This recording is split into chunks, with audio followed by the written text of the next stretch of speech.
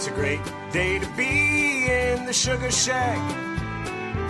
Have a few drinks while we boil down the sack. If you're looking for me, I don't know when I'll be back, but you'll find me out at the Sugar Shack. Spring is here, and those maples are all tapped. We got cold beer, and those buckets are full of sap. So I guess it's maple syrup time again, and you can smell the maple sugar in the wind. And it's a great day to be in the Sugar Shack. Have a few drinks while we boil down the sack. And if you're looking for me, I don't know when I'll be back, but you find me out at the Sugar Shack.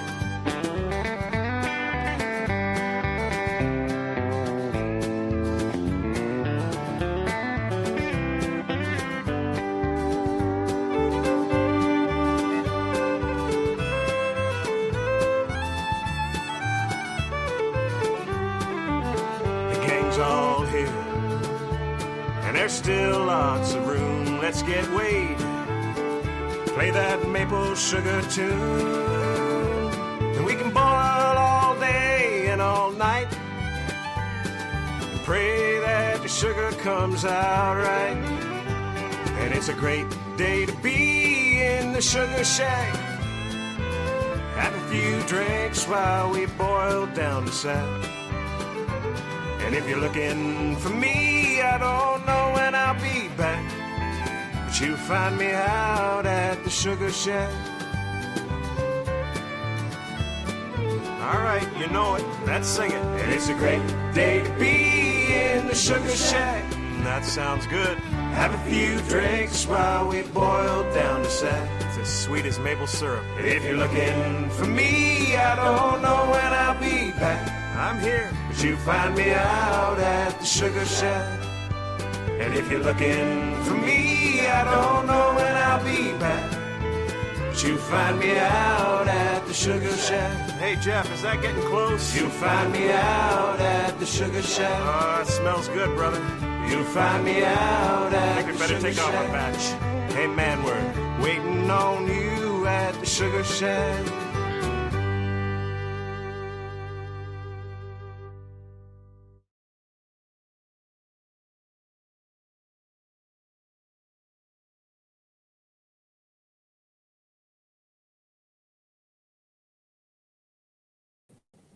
Yeehaw! That's about all I'm going to be able to say tonight, but that's okay because there's a. I'm trying, guys. I'm trying. It's been quite an adventure the last couple weeks, but we're starting to get a little better, little bit by little bit.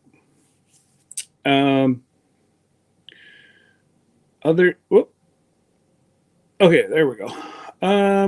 Let's go and say hello to everybody. We got Juan Perez and Joe Fix It For You, Troy Sutton, Virginia Alexandra, Xander. We have gathered together Homestead.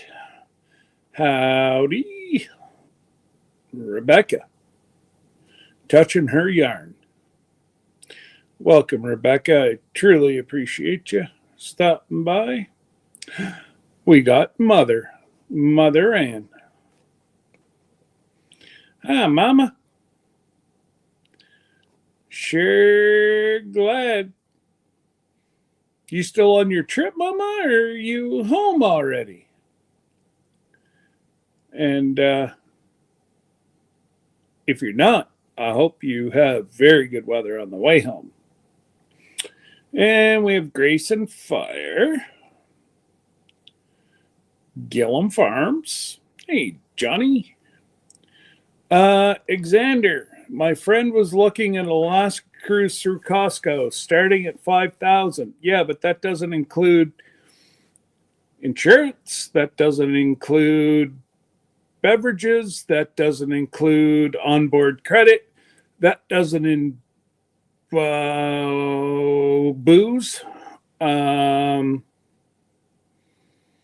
That's probably an inside cabin also. That's not a balcony.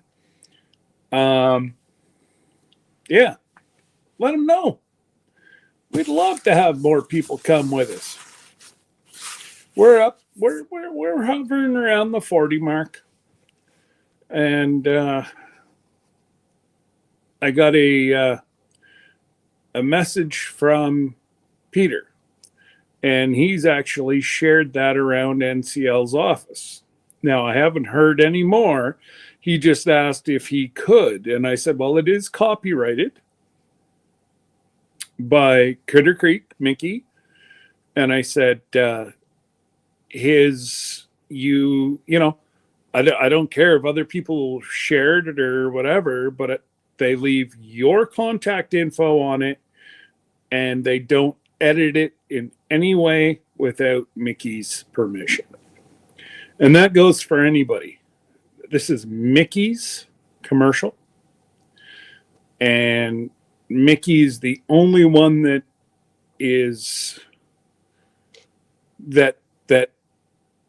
going to do any editing on it, including Jesse and I. So it is making its way through NCL right now. I'm hoping to get some feedback, and you never know what Mickey might be able to pull out of NCL for doing stuff for them. So we've got, I already said hello to Virginia, Johnny, Xander, Joe's back, Heather, Landrix, whoa, Heather. What else we got? Mama. Oh, you can buy resorts at Costco, Johnny, but you want to know what? They're more expensive. We looked. We checked cruises and we checked resorts. And we can get them a lot cheaper to book by ourselves or even through a travel agent. Oh, and there's Aunt Lynn. Goodness gracious.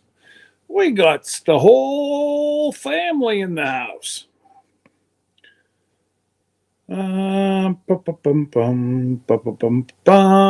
Linda Peterson.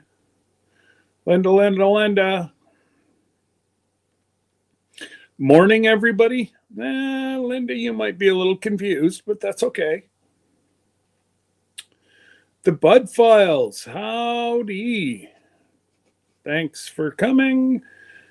And the one, the only, Lori's Prepping for Heaven. Hello, Miss Lori. Hopefully you had a good week. And I tell you what, anybody that gets down with this pneumonia, if you're prone to pneumonia like me, I get it every year. Do not wait, because it has been darn near impossible. Already one set of antibiotics through. Depending on the doctor that's in tomorrow, whenever Debbie gets into work, she'll send me a message, and I'll go back over and get some more antibiotics, because it's trying to get in with my doctors like trying to pull a bunch of teeth out of a hen. Not gonna do it. What do we got? We got Angie, our cabin in the woods.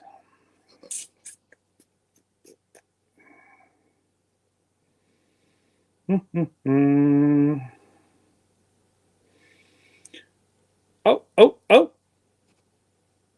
We got MT Homestead. Not a whole punctuation. I'm going to say it's Mike. or Tired Terry. I'm not sure which. Do, do, do, do, do, do, do. Do, do, do. I do believe we have. I'm just about at the bottom. Yay. Hey, Christian. Hopefully, you guys are warming up down south. Because, well, y'all need to warm up. Oh, there's the one, the only sweet Miss Ann. She's today's sponsor. So don't forget, for all your little sniffly, wiggly, waggly things, go see AndaleHomestead.com and she will fix you up. If she ain't got it, she'll know where to get it. So, and you gotta get yourself Uncle Wayne's Crooked Spoon. Tell you what, guys, that is going to be a keepsake. We got Lee, Fisherman 506. There's Mr. Jim. Knock, knock. Come on in, brother. Only if you send me up a truckload of warm weather from Central Florida. And I'll send you down a big old batch of snow.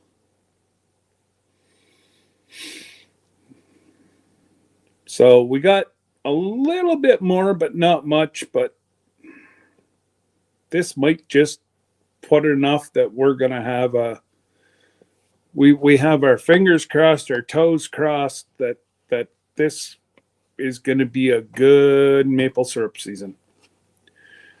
And there, Freedom Redbird. I'm telling you what, if you can't sleep tonight, she comes on after me about 10 o'clock, and she boogies all night long. I've been up at 4 or 5 o'clock in the morning, and they're still going. They're one or two or three, or maybe even 4 drinks into it, but they've had a few wobbly pops. There you go, Miss Ann. Put down the website for you. www.andalehomestead.com. And we thank Miss Ann for being tonight's sponsor. I'm going to a maple syrup festival next Saturday. Well, you have fun. We're not even tapping up here yet. Usually not till the earliest I've ever tapped would be like not this weekend, but next weekend. But normally it's the second week in March we start tapping. Brenda's on at 9 p.m. tonight. Yeah, 10 p.m. Central or 10 p.m. Eastern. I don't know. I can't figure out. I've got too many time zones just banging around up here. It hurts. This weekend, not next. All right. Well, you have fun. 34 Fahrenheit this morning at sunup. 46 now. Ooh, Mr. Jim. You're going to need a hoodie and some extra insulated drawers. That's cold for you folks. You better not be freezing my orange juice. Just saying. I do like orange juice from Florida. And let's face it, California burnt all their oranges. So the only one that we're hoping we can get some oranges. Glenda, do you know the local festival here? Well, why don't Aunt Lynn, why don't I just bring her up and we'll let her see? Well, first of all, we're going to address the funny sound I've got coming out of my mouth. She sounds like a mouse. Oh my gosh. I sound horrible. Hi, Ronnie. I sound horrible. Hello. I have been sick all week. I've been in bed, and today is my first day. I'm out. I have tons of energy. My voice is still on strike. Sounds like she swallowed a squeaker. Scott sent me the link and said, "Why don't you join me?" So I said, "I got an interview for this. You got to hear my voice before I come up." So squeak, squeak. Yeah, squeak, squeak.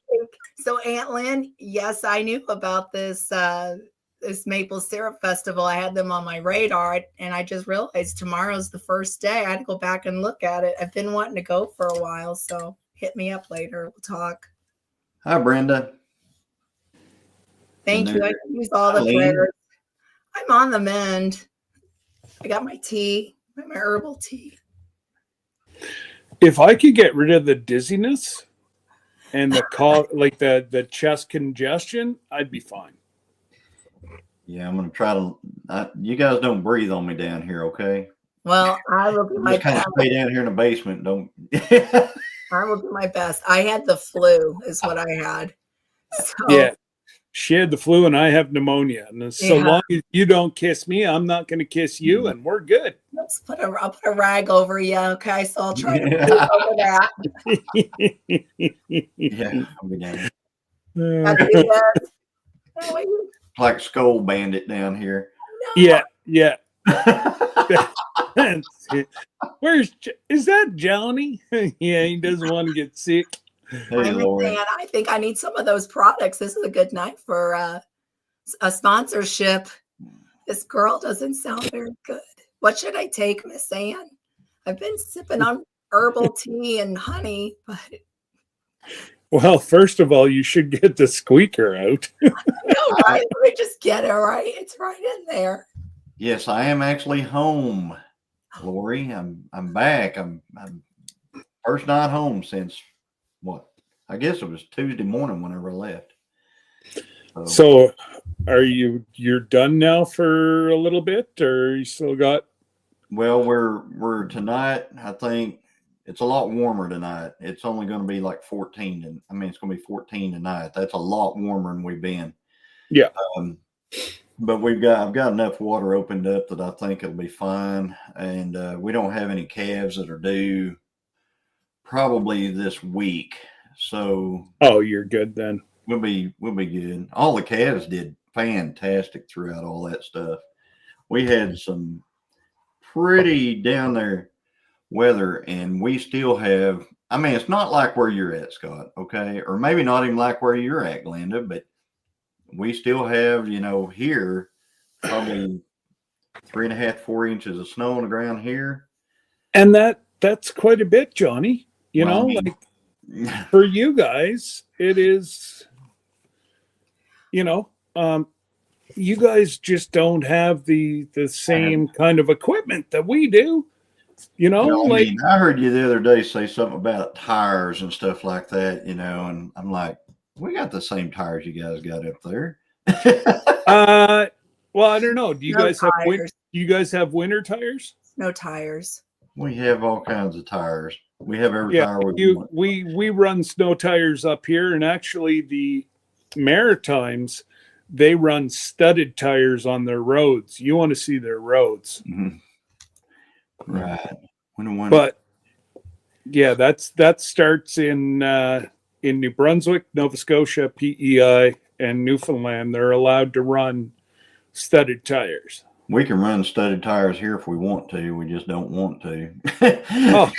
Because we'd only be able to run them for like a day, and then we'd have to take them off because they clean the roads off. Oh my goodness. The road just that I used to drive on, it was crazy. Even studded tires might make it a little smoother. Ooh. potholes and everything from the hotel up to where Tin Killer is. Wow. You miss Judge, or, I was talking. I went down, got Jesse, and we went to breakfast, and then we were going back down. We were sitting there chatting, and I missed one of the potholes. It was like, bang! Like, oh. Is that hill going up the hill? At the very top almost. Yes, sir. Yeah, there was a hole in that road right there. And my gosh, that thing would tear your teeth out. And I'm sure it run a few wheels too. They fixed it now, kinda. They threw stuff in it, but yeah, they're illegal in instead Massachusetts. of burying a Full full wreckage of the roads. You are to get 60, 70 by Sunday. Yes, we are. We're supposed to warm right up. Oh wow. Yeah. Miss Ann, I wrote that down. I've got everything. I got it all. That's one thing I cannot put in my mouth because it would come back out is green tea.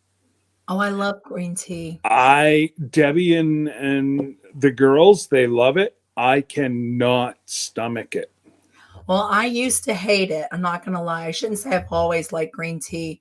It's in the recent years as I've gotten older, but I used to live in Japan, and I worked for the daycare center on base, and we had a friendship thing. And the one thing I appreciated about being overseas is that we always tried to work with our counterparts, educate each other. So the daycare center are on the military installation, and then a local one. We had like a friendship type thing where the workers went from, both daycare centers to kind of see how each of them were ran. And in Japan, when you live over there, when you get something to eat or drink, you have to eat or drink everything. Otherwise, you have offended them and horribly offended them.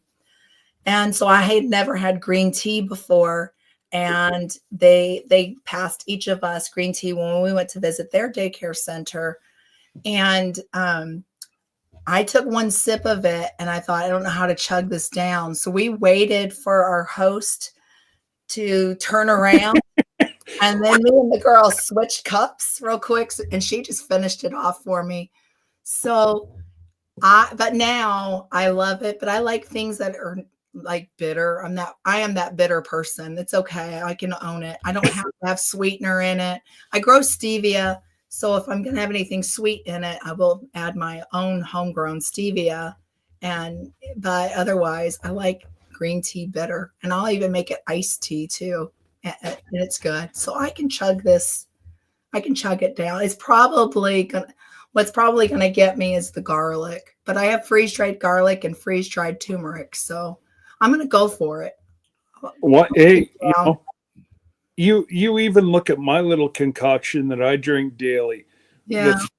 The first week I had to choke it down, but I'm like, well, do I just go without and then end up having pills for my liver? Do I try to combat this before I get that far? Well, and now I actually enjoy having, the lemon, the ginger, and just a wee little bit of honey. Yeah. And it's fabulous. Well, I thought about trying the one drink that's famous from Kentucky that when you're sick, you take. My mother will know this story.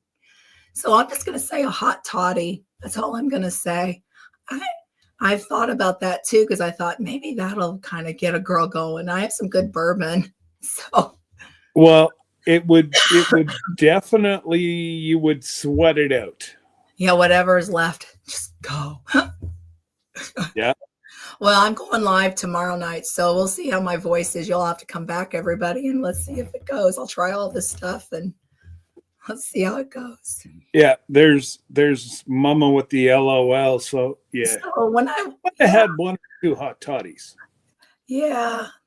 We have a funny story in our family. It's just kind of a family story. That's why she's laughing about the hot toddy. Oh yeah, Aunt Lynn. Right. Hot toddy. Hot toddy. Well, I have to tell you, my oldest came back from California. She has her own business. And so she went out to California on a business trip and she came home and she got so sick and it was so late at night. So she stayed the night with us. She lives a few hours from here. So she stayed the night with us and she goes, Mom, do you have any meds to help? And I went, no, sweetheart. She goes, Mom, I said, I'll make you a hot toddy. I got the good bourbon out. She's like, whoa, we're going with the good stuff, aren't we? And so I made it and she drank a couple of them, but I'm like, I only get the good stuff out for the good people. So, Oh my goodness, a couple good strong hits of a couple strong hot toddies. Wow. yeah, and it was the She would have Woodford. slept like a baby. Yeah, she did. It was the Woodford Farms double barrel. That's all I buy. Like unless I'm making vanilla, I'll buy the cheap stuff, but it's the really good bottles like this big. It's so good. I wish we could buy cheap bourbon up here. I wish y'all were closer because I'd take y'all to Costco. That's the cheapest place I know to get it. Really? Mhm. Even with living in bourbon country, Costco, go to Costco. Yeah, I'll have to. Now, Jesse gets the odd time from Costco bourbon flavored maple syrup. We get it too. Yeah, it's good. It's not me. It's not my maple syrup, but we actually had a test one whenever we were in New Orleans. Jesse brought some of my maple syrup, some of Tony's maple syrup, and then we had the bourbon. So we had candied bacon, and here we are dipping it in maple syrup. Oh man. Everybody just kind of looked at us. And, Well, I like a good bourbon. That's like if I'm gonna have a good drink, that's like what I enjoy the most. I'm that girl. Again, the bitter drink. I like the hard bourbon. You know, don't get me. I mean, I like wine, but we get a local wine, and they put their wine in bourbon barrels, and they have a blackberry one, and that's really good. yeah, Troy just sent me a message here. He said they're already starting to boil their maple syrup down there. Mm. And I'm not sure where. I think he's in West Virginia, isn't he? You're in West Virginia, aren't you, Troy? That would make sense because I think we're kind of the same grow zone, so the same temperatures. And tomorrow they're boiling. They're starting. I can't believe it, but what's their name? Boxalls. They're a maple syrup producer. I think they tap 50,000 trees. Wow. They collect with a milk truck. Wow, that's crazy. That's a lot of maple syrup. But there's 3 families that live off their maple syrup, and then her brother and father also do cattle. Oh, I think they milk though. I okay. don't think beef. Dairy, yeah. And they're not that far from me. They're only they'd be about 2 hours down upstate New York from Okay. where. Speaking of upstate New York, I got to head down there this week. Oh, Well, I haven't been to my my place where all my stuff goes. I haven't been down to pick up any of my stuff since. Hey, Alone, how are you? Nice to see you. Hopefully, all's going well in Alaska. And you be good to Alaska so that it's really purty whenever we get there. I know. I'm looking forward to that trip. We just got our passports all in this week, so we're set on that one. Yeah, Kyle was supposed to get his on Monday, and it still isn't here. So Wow. they said give it a week or so, and if not, just go back in. They'll do a trace on it.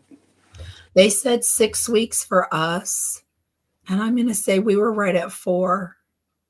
Oh wow, yeah, no, Kyle was 5 weeks. Was Monday, so it'll be 6 weeks next Monday. So Yeah. So yeah, that's the only thing that we have to do. Update for anybody going on the trip.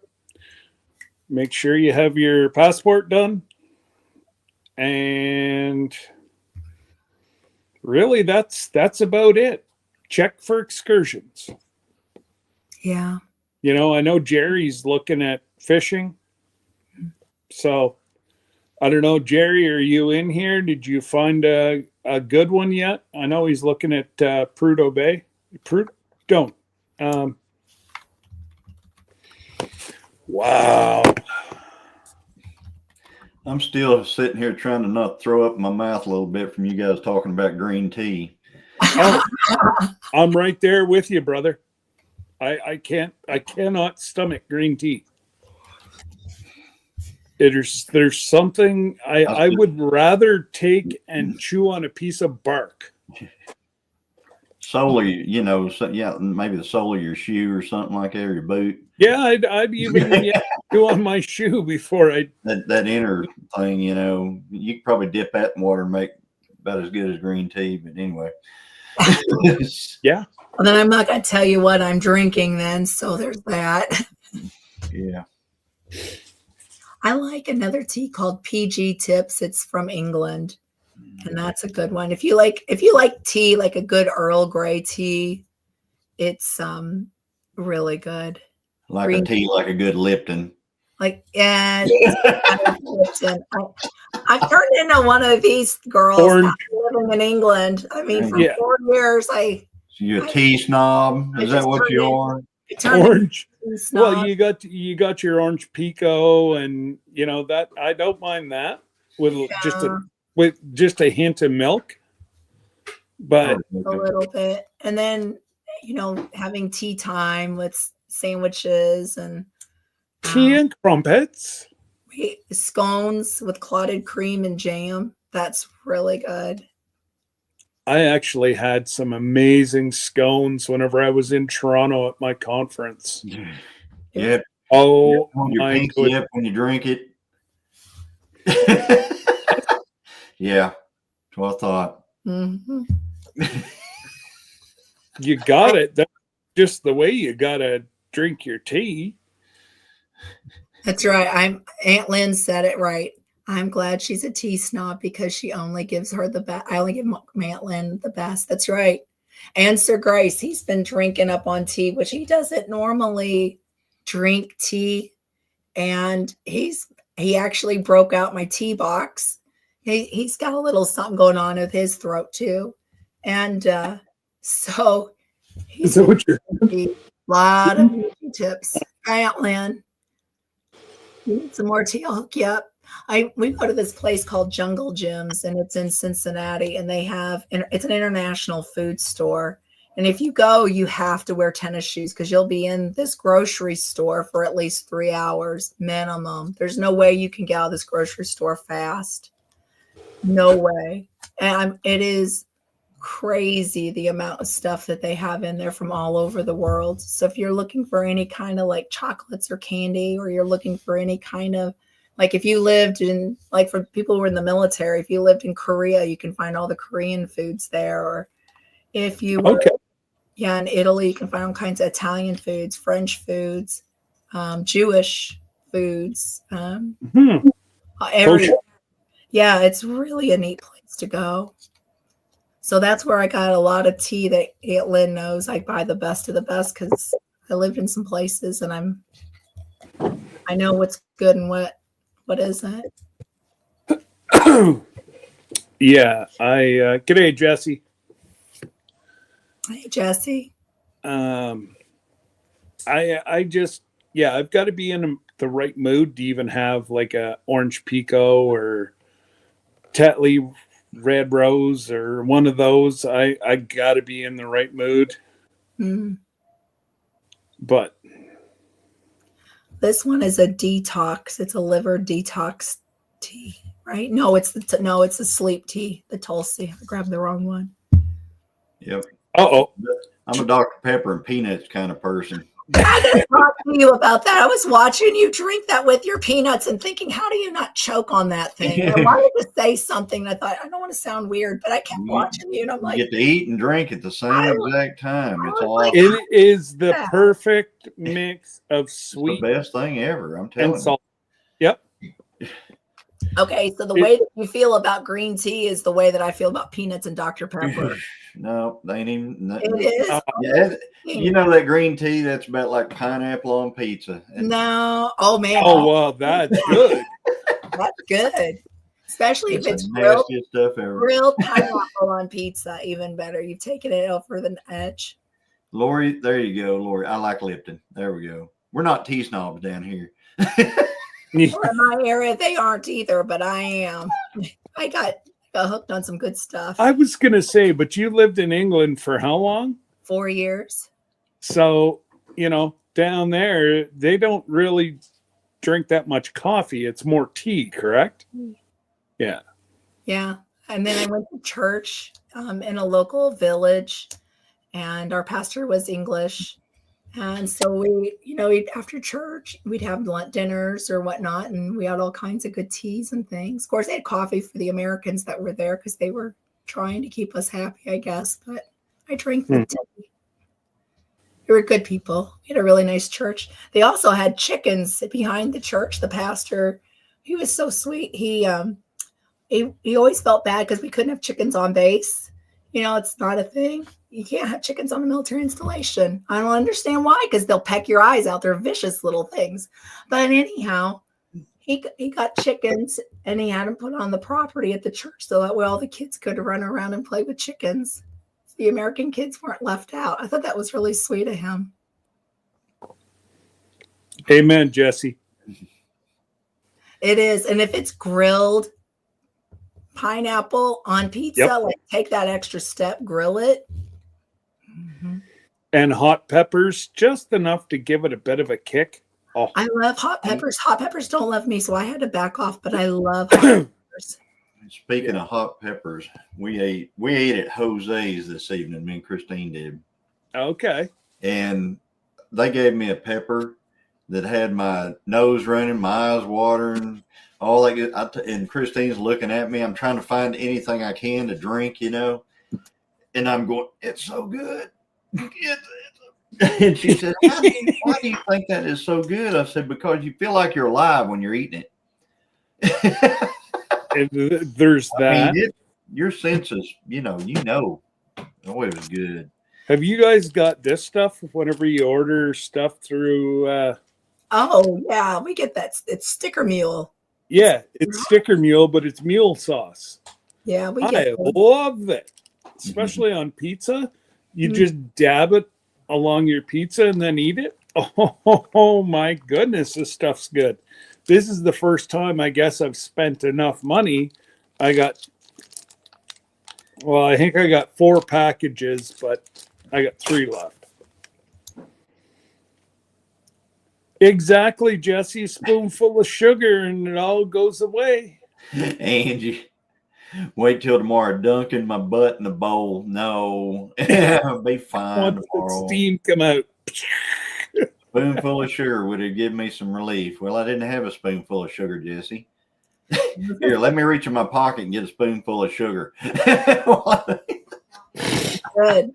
A spoonful of sugar helps the medicine go down. I've heard that somewhere. As long as if you can find like a flat pop, like a flat ginger ale, Yeah. it works better than milk. But it's the carbonation that makes it go crazy. So you got to make sure it's not carbonated. Hawaiian pizza, yes, please. Aunt Lynn's, she's a Hawaiian pizza lover too.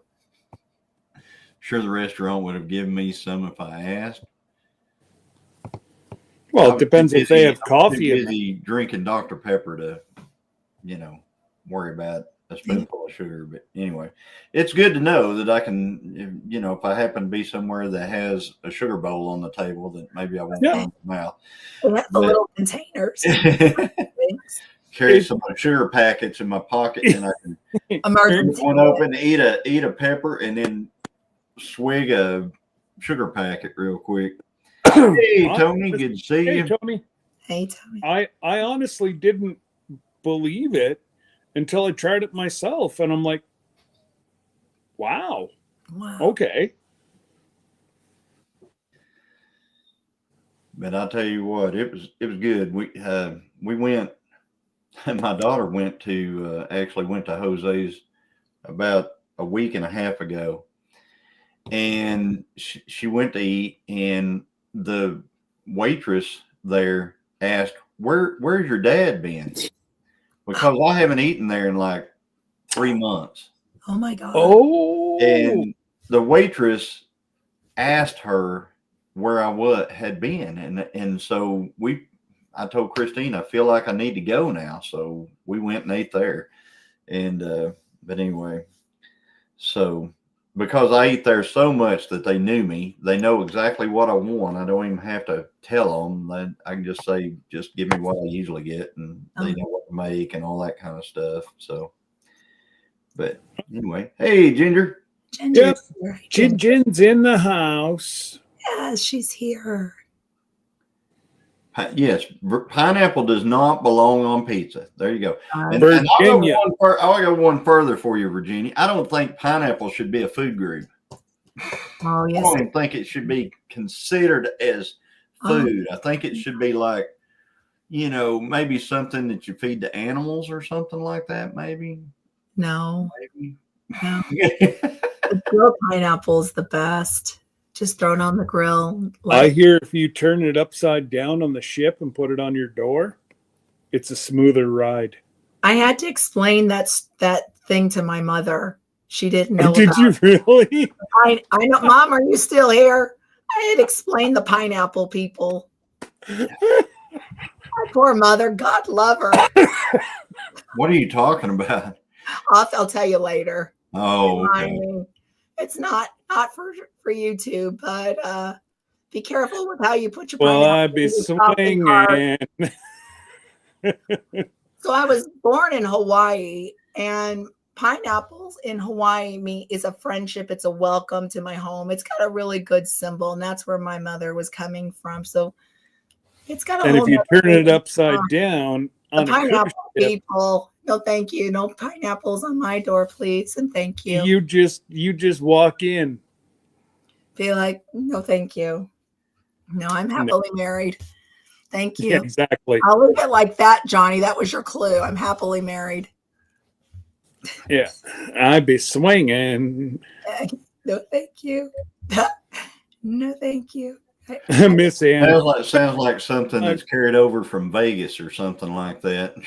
But anyway, We'll explain it later. Oh, I've already got the gist of it from reading the chat over here. The bidet man is giving me trouble for going there. You had to go there. Well, and I added to it. And Ginger, my voice is on strike. I've been sick all week. I had the flu, and Don't listen to her, Ginger. I'm just making up this sound, just because I thought this sounded so good. I have a frog right here. So she ate the pupper squeaker. I That's did. all it is. Yeah, the one that Lisa sent. I ate that squeaker. So now I just talk, and the dog is like, "Can I get it? Can we run with Mom up and down the hallway? Squeaky, squeaky."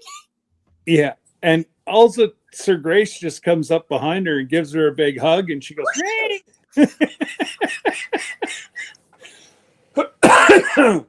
So I've got recipe with green tea, honey, garlic, onion powder, turmeric, cayenne, and regular pepper down. I'm going to try it. We're going to chug it and come back tomorrow and see how I sound.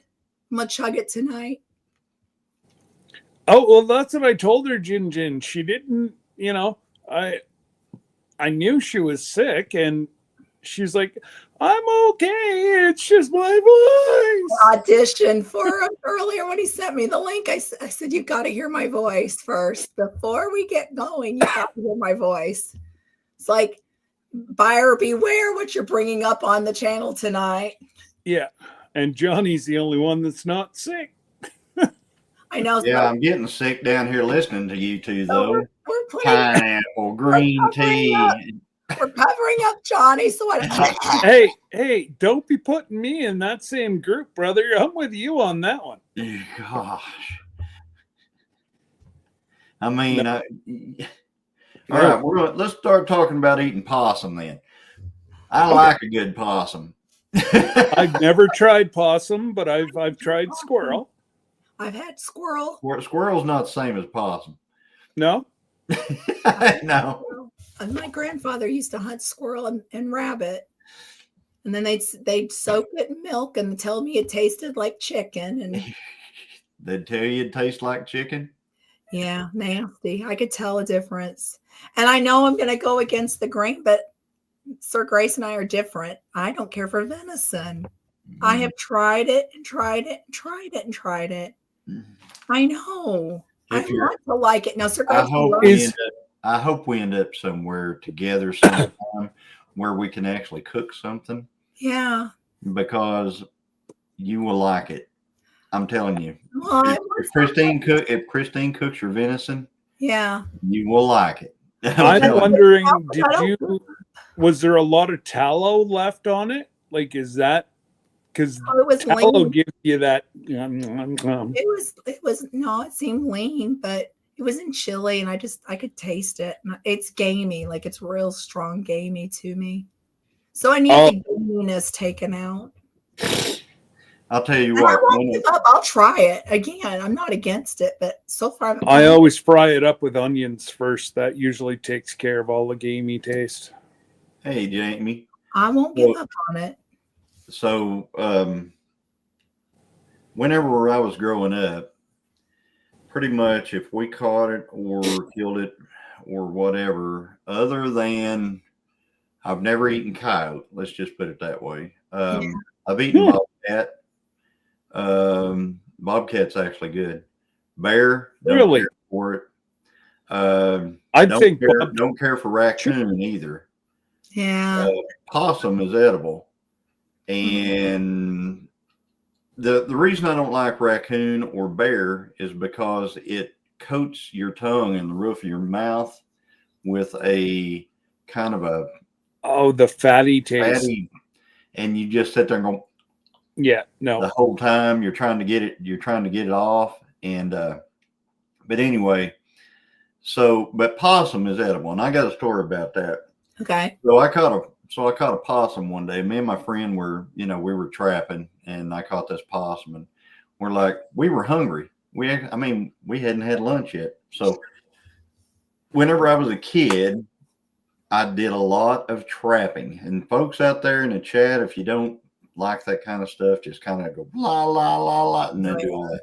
But anyway, we're homesteaders, right? Okay. Amen. All right. I'm a family of hunters. So what we did was we skin it. Okay. So then we have the hide, and the hide at that time, the hide on that possum was worth about $4. Okay. Oh, wow. Possums weren't worth a lot, but we made a fire right there on the creek bank and we ate it, and it was actually very good. And you know what else we used to eat?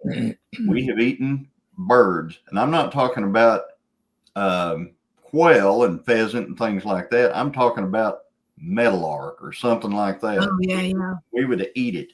Yeah. And I'm going to tell you, you cannot hardly tell meadowlark from quail. Oh, okay. It's that good. So just saying. Yeah. I know I think there's laws against it now or something like that, but whenever we were kids, we didn't know any better. Right. So I'm past the how you say it. Amen, Lee. Whenever the statute of limitations or whatever, we're past that. So I'm all good. Yeah, if you hunt it, you eat it. There you go. That's right. Yep, birds. I'm certainly not against it. My grandfather would hunt, and then when he couldn't hunt no more, my cousins would go hunt the things that he liked, and they'd get it ready and prepare it and soak it in milk a lot of times, and it made my grandpa happy. But now my cousins have that reign, and I enjoy seeing their pictures. I'm online and cheering them on. And one of them has a son that's picked it up and kept going. So I'm 100% for it. I just have to get through the gaminess. I think that's my issue. It's a taste problem. Mhm. Something. And venison does have a different taste to it. It does. But But it's not necessarily a No, gamey taste. I wouldn't call it Yeah. gamey. Okay, well, I don't know what else to call it, but to me, it's kind of gamey. It's what I'm calling it. Yeah. Like, and moose is, it's just a little bit leaner than what a cow would be. I've never had moose. But it's actually healthier for you. Yeah. So moose, venison, and Highland are the only meat sources that are recommended for heart and stroke that you can have with, obviously limitations. Right. You can eat because it's so lean. Now I've had bison. The bison's good. Yeah, I like bison. I really do. It's very expensive up here. Like we have a beefalo farm, which is a mix of the two, and then we have a bison farm. Yeah. And the bison farm, I think they want like $16 for a pound of hamburger. Yeah, it's about the same here. Supply and demand. Yeah. Oh, absolutely. Absolutely. And let's face it. Oh, you're not late, Cynthia. It's all good. You just come on in and pull up a seat. Yep. Yeah. Obviously you can't hunt them unless they're farmed. Right. And it costs so much money to raise buffalo. Right. Or bison, Mainly because of the fencing. Mm-hmm. What you have to do in order to be able to keep them in. I mean, you can raise them kind of like cattle. You just can't you have to keep them behind pipe the whole time. Either that or a woven fence that's just unbelievably tall and stout in order to keep bison in. But we used to go to Wool Rock all the time, and Wool Rock is a place here in Oklahoma that was made. It was the actual home of. You've heard of Phillips Petroleum, right? Mm-hmm. You've never heard of Phillips Petroleum? Okay. No. Down here in Oklahoma, Phillips Petroleum was a really big thing. Phillips 66 stations, et cetera, that was Phillips Petroleum. Oh, okay. Well, they, I can't remember his first name, but Mr. Phillips, I'm going to call him John Phillips, because I actually believe that was his name. His home there, they made all the land there like into an animal park. So they have bison running all around, and they have, all kinds of different animals running around there. But they have so many bison that they sell the meat at, like they have this restaurant there, and they sell the bison meat there.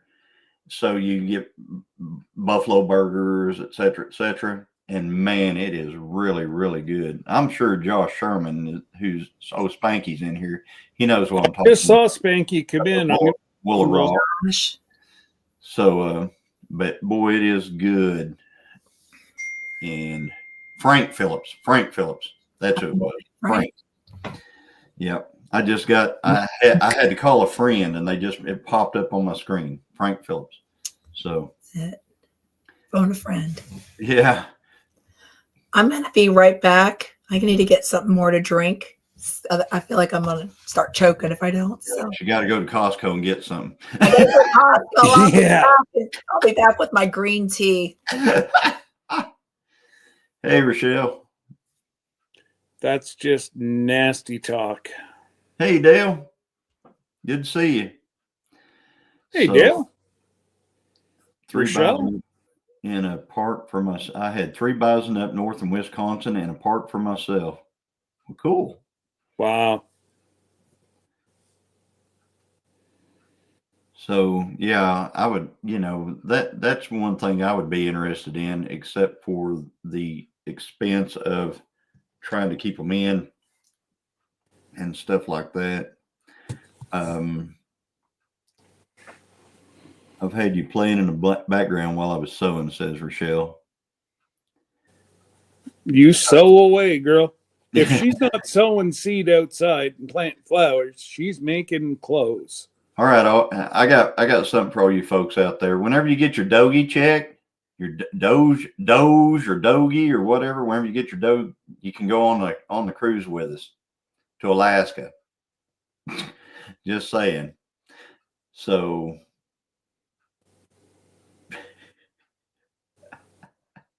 Scott's kind of zoned out. No, I'm just trying to. I just clicked in who you're talking about now. But No, I know you won't. No, you were getting checks. Yeah. Aunt Lynn's Doge check. Yep. Whenever you get your Doge or Doge check, we can all go on the big boat. As long as you get it by the 25th of April, you get the deal. Or at least we can refurbish what we spent. Let's just put it that way. There you go. Buy some silver. Tony's going to buy some silver with his. Nice. Doggy check. Well, silver's down right now. If you're going to buy now. Yeah, we might need that. I can hardly wait till they do that cruise through Fort Knox deal video. Well, apparently, 3 have already went, and the one that wanted to go through couldn't go because they moved it. They wanted to see the lunar eclipse or something. I don't know. Yes, I was going to say, Rochelle, I just cashed my Dougie check today too. $200 Dougie check.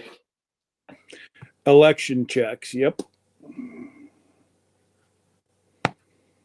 All right. There is Jesse telling us exactly why it's called Phillips 66. Specific gravity of the gasoline was close to 66. Disputed the car testing. The fuel did 66 miles per hour, and the test took place on U.S. Route 66. So the naming was voted Phillips 66. Isn't that awesome? Good deal. Gold is in my blood.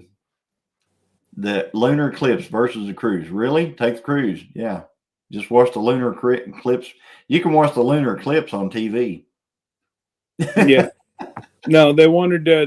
There's something about Fort Knox and the eclipse that I don't know. That's just.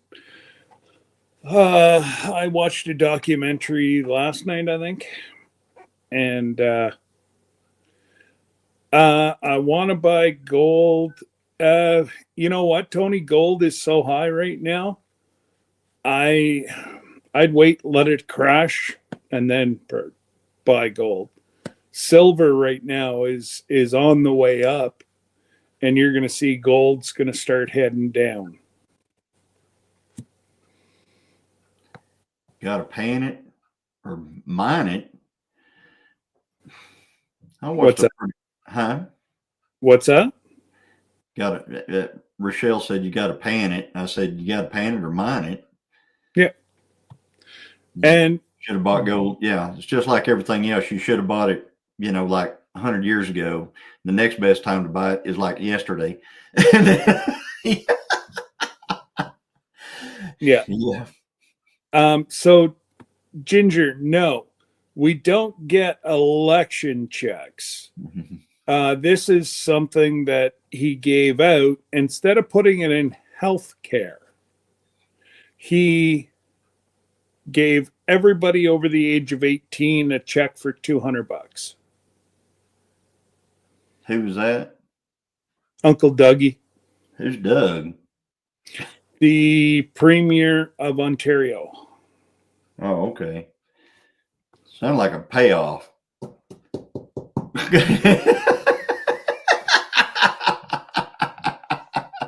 Hey, nobody was over my shoulder whenever I voted. Nobody was over my shoulder whenever I voted today. So Uncle Doug don't know what I did. Oh man. Yeah, no, we had our early polls started Wednesday, I think, and we went today just to get it over and done with. And hey, highlight what Rochelle put on there at 8:01. What's that? Highlight Rochelle's comment right there. It says it makes no sense. Like, keep the money and get us a GD hospital. Oh man. So that you let go of nurses to give everybody a check for $200. Where's my $2? There you go, Dale. Yeah, where's my $200? Oh my gosh, boss fly out, Joey. It's getting fun now. I heard all that. That's pretty funny. I want your vote check, says Jesse. Oh, I know, eh? The old Santa Claus is trying to steal our friggin' $200. Oh my gosh. I'll probably have that spent by 1 o'clock this morning. Yeah. All Is right. it 200 Canadian? Yep. Yeah. So tell me something.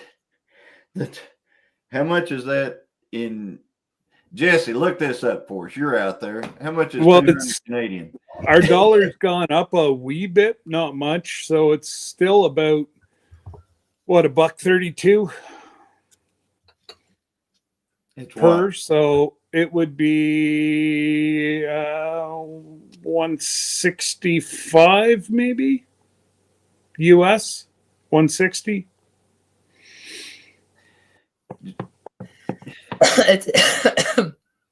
No, per person, Aunt Lynn.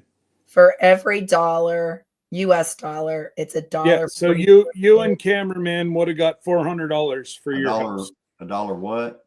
It's $40.6. for every US $1, it is $1.42. Hmm. So then let me turn it the other way around. Oh, and I got exciting news. I've only got $1,700 and my furnace is paid off. Yeah. So whenever we go to Canada, right? Because we're going to stop in Canada at some point on our cruise. Yeah, for a quick 4 hours. Yeah. So our money will be worth more. Oh yeah. For every dollar of yours, you will get $1.35 of ours. So it'll be so to turn it the other way around, if we're buying something in Canada, it's basically 70 cents for every US dollar. Roughly, yeah. 70 cents. Does that make sense? Now it all depends on what happens between now and August. It could come up a lot because they're talking that we should have a federal election yet too. So, and so the other thing is use the credit card. You'll get even better deal. Don't use cash. Oh, okay. When you do international. Yeah. It's actually, it goes even for the Canadians. Use your credit card if you're buying anything in the US. Wow, Brampton. The census for Brampton is just under 900,000 folks, and we have one hospital. Holy cow. Now, it's a fairly large hospital, but their wait times are still like crazy. And even with us, Ottawa has figured out that our little hospital, you only wait an hour or two and you're gone. Well, it's a 12-hour plus wait in Ottawa, so they all come to us, our hospital now. And it's like, so yeah, that's horrible, Brampton. I'm sorry. I mean, elections have consequences, guys. So in our major city, we have 1.126 million, and there are 5 hospital networks. Yep. Networks. I'm not talking about hospitals. We have 2 in Tahlequah. We have 5. Well, you would have what? Just a public, and then do you have like a native one for your? We have an Yours- Indian hospital, and then we have the other hospital. But you got to realize most everybody's native over here. It's like me. Yeah, I'm native. well, that's what I mean. Christine's native. Yeah. Yeah, our family motto is just don't get hurt. Get hurt. Amen. Just don't get hurt. Have Take an take the salt off the table and get rid of it. Let's see what else. Although I don't know. She'd be faster to go up to Barry, like up Keep north a lot- of where she is. Keep a lot of super glue on hand, Rochelle. I hear it's good for closing wounds and. Yep. So I have Well, a question because you're on the National Health System, NHS, right? Are you NHS, Scott? Is that what you guys? Okay. So over in England, I don't know if it's the same since you guys are owned by. No. Okay. When my mother came over, we didn't know what was going to happen. She got really ill. She had got food poisoning from the military base. We had a big carnival-y type thing. And I had to take her to Cambridge Hospital. And we thought for sure they were going to send a bill or something. We got nothing from that. It was free. She got free health care going in. Now, did she have to show her insurance from the U.S.? She took it with her, but she did not. She got free treatment. She needed it. It ended up working out because my mom was so sick. It was in 2005. Was she illegal? She had a passport. Oh, She had a passport. I was So going to say if she was and illegal, she that had- explained it. I know. A U.S. passport. And I'm glad my mother got sick, and not saying that in a mean way, but she prevented us from going to London. We were supposed to have gone to London this particular day, me and my youngest. And she was so sick that my friend called me and said, "Hey, your mom's feeling better. Why don't you come over and we'll have a proper English tea?" And I said, "Okay, great." So we went, and she had a bunch of British pounds. She said, "Let's go grocery shopping." So we went grocery shopping afterwards so she could spend it. We come back to the base and everybody's geared up. Guns are out. Dogs are out. I mean, like, and it was scary. My mother sits down in the chair like this. And I went, "Mother, give me your passport. Give me your base ID. Sit yourself up in the seat." And she's sitting up, but she's looking out like, "Oh my gosh, Glenda, something's wrong. Something's wrong." I said, "There's nothing wrong." We get home. Remember the old answering machines? I had at least 15 messages on the answering machines. "Glenda, please tell me you didn't go to London. Please tell me you didn't go to London." And the London attack had happened. We were supposed to have been in London on the day of the London attack. So I'm grateful my mother got sick, but I learned about about the medical system too. And it saved our lives because we would have done the big bus tour, the tube and everything. Yeah, like we have the England, the British Commonwealth, but we only give them money. They really they do their little tour around Canada every now and again, but they just come for their big check. Mm. And there's a lot of Canadians that are like, "Why are we paying? We don't get anything." No, and the tax is high too. I love it. I know, Yeah. like England's when we were there was 17.5%, and I think they're up to like 21.5% now. Rochelle said it would be faster for me to fly to Cuba and go to the hospital than go to RE or ONER. She's not joking. They probably wait anywhere from 12 to 16 hours. I down. just fly to England, you'll get it for free, and they can see you right away. Just tell them you're from Canada. All she's got to do is drive 5 hours to me, be seen in 2 hours, and she'd be halfway back before she'd even get looked at there. Hi, Wanda. Hey, Wanda. Hey, Wanda. Yeah, isn't that what Jesse put something? Canada is a constitutional monarchy, and the monarch's role is mainly some ceremonial. So it's just like the king and queen of England and stuff. It's all ceremonial. I mean, they don't Yeah. actually run the country. They're just No, Well, they're advisors, right, and they can and oversee it. for that they hand open their hand and they get millions and millions of dollars. yeah. People just I just didn't know if the medical would be similar because everybody says it's No. free medical. No, it's different kind. Yeah, my It, mom. it's all different kind, but you know, like if somebody from England was to come here, they'd get free healthcare, and if I was to go over there, I'd get free healthcare. Well, being an American, if you go to England, you end up in the emergency room. You get free health care because we've tested it. Just go to Cambridge. Yeah. There's that. We know that one for a fact. Mhm. So, feel very interesting. yeah, super interesting. I'll probably never take advantage of any of that, but yeah, it's very interesting because I will never be in England. I will be in Canada once, and that will be when I get off this ship in some Canadian port up there. And then let's see,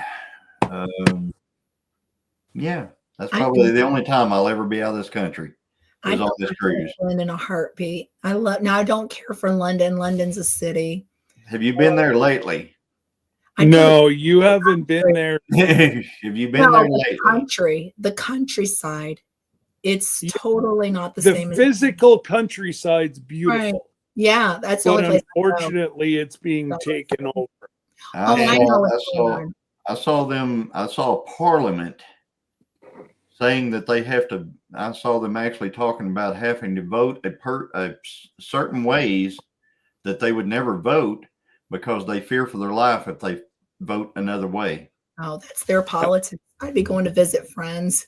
I'd go visit all friends over there. I mean, they were literally saying they cannot vote their conscience because they would literally die if they voted the way they actually think they need to vote.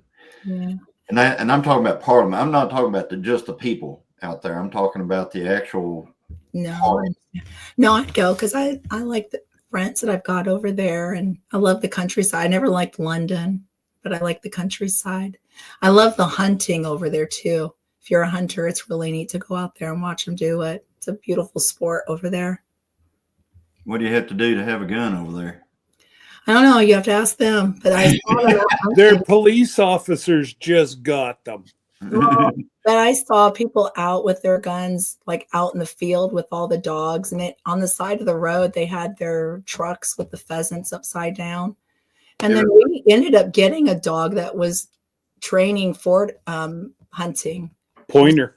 That kind of reminds me of the old Monty Python show that I watched one time, which was Search for the Holy Grail. Oh yeah, Sir Grace's favorite. And yeah, and what you're describing there, what it reminds me of is the one point where they're galloping across there with their coconut shells, and they come upon those peasants out there who are picking up stuff in the mud, and they said, and whenever they asked them a few questions, and then they, after they left, the king or they left. Yeah. They said, "Who's that?" He goes, "Well, it must have been a king." Why do you think it was a king? Well, he didn't have shit all over him. I always tell people, if you've ever been in the Bass Pro or the what's the other Bass Pro and Cabela's, and you go in the bathroom in there, you see the guys and the gals all dressed up for hunting. That's what they wear, and they go out in numbers. It was neat. I enjoyed it. But African swallows are not migratory. That's correct. I know, we're still great. Coconut shells. Yeah. That movie, I'm like, whatever. That's Sir Grace's favorite. He'd be up here doing the whole movie word for word.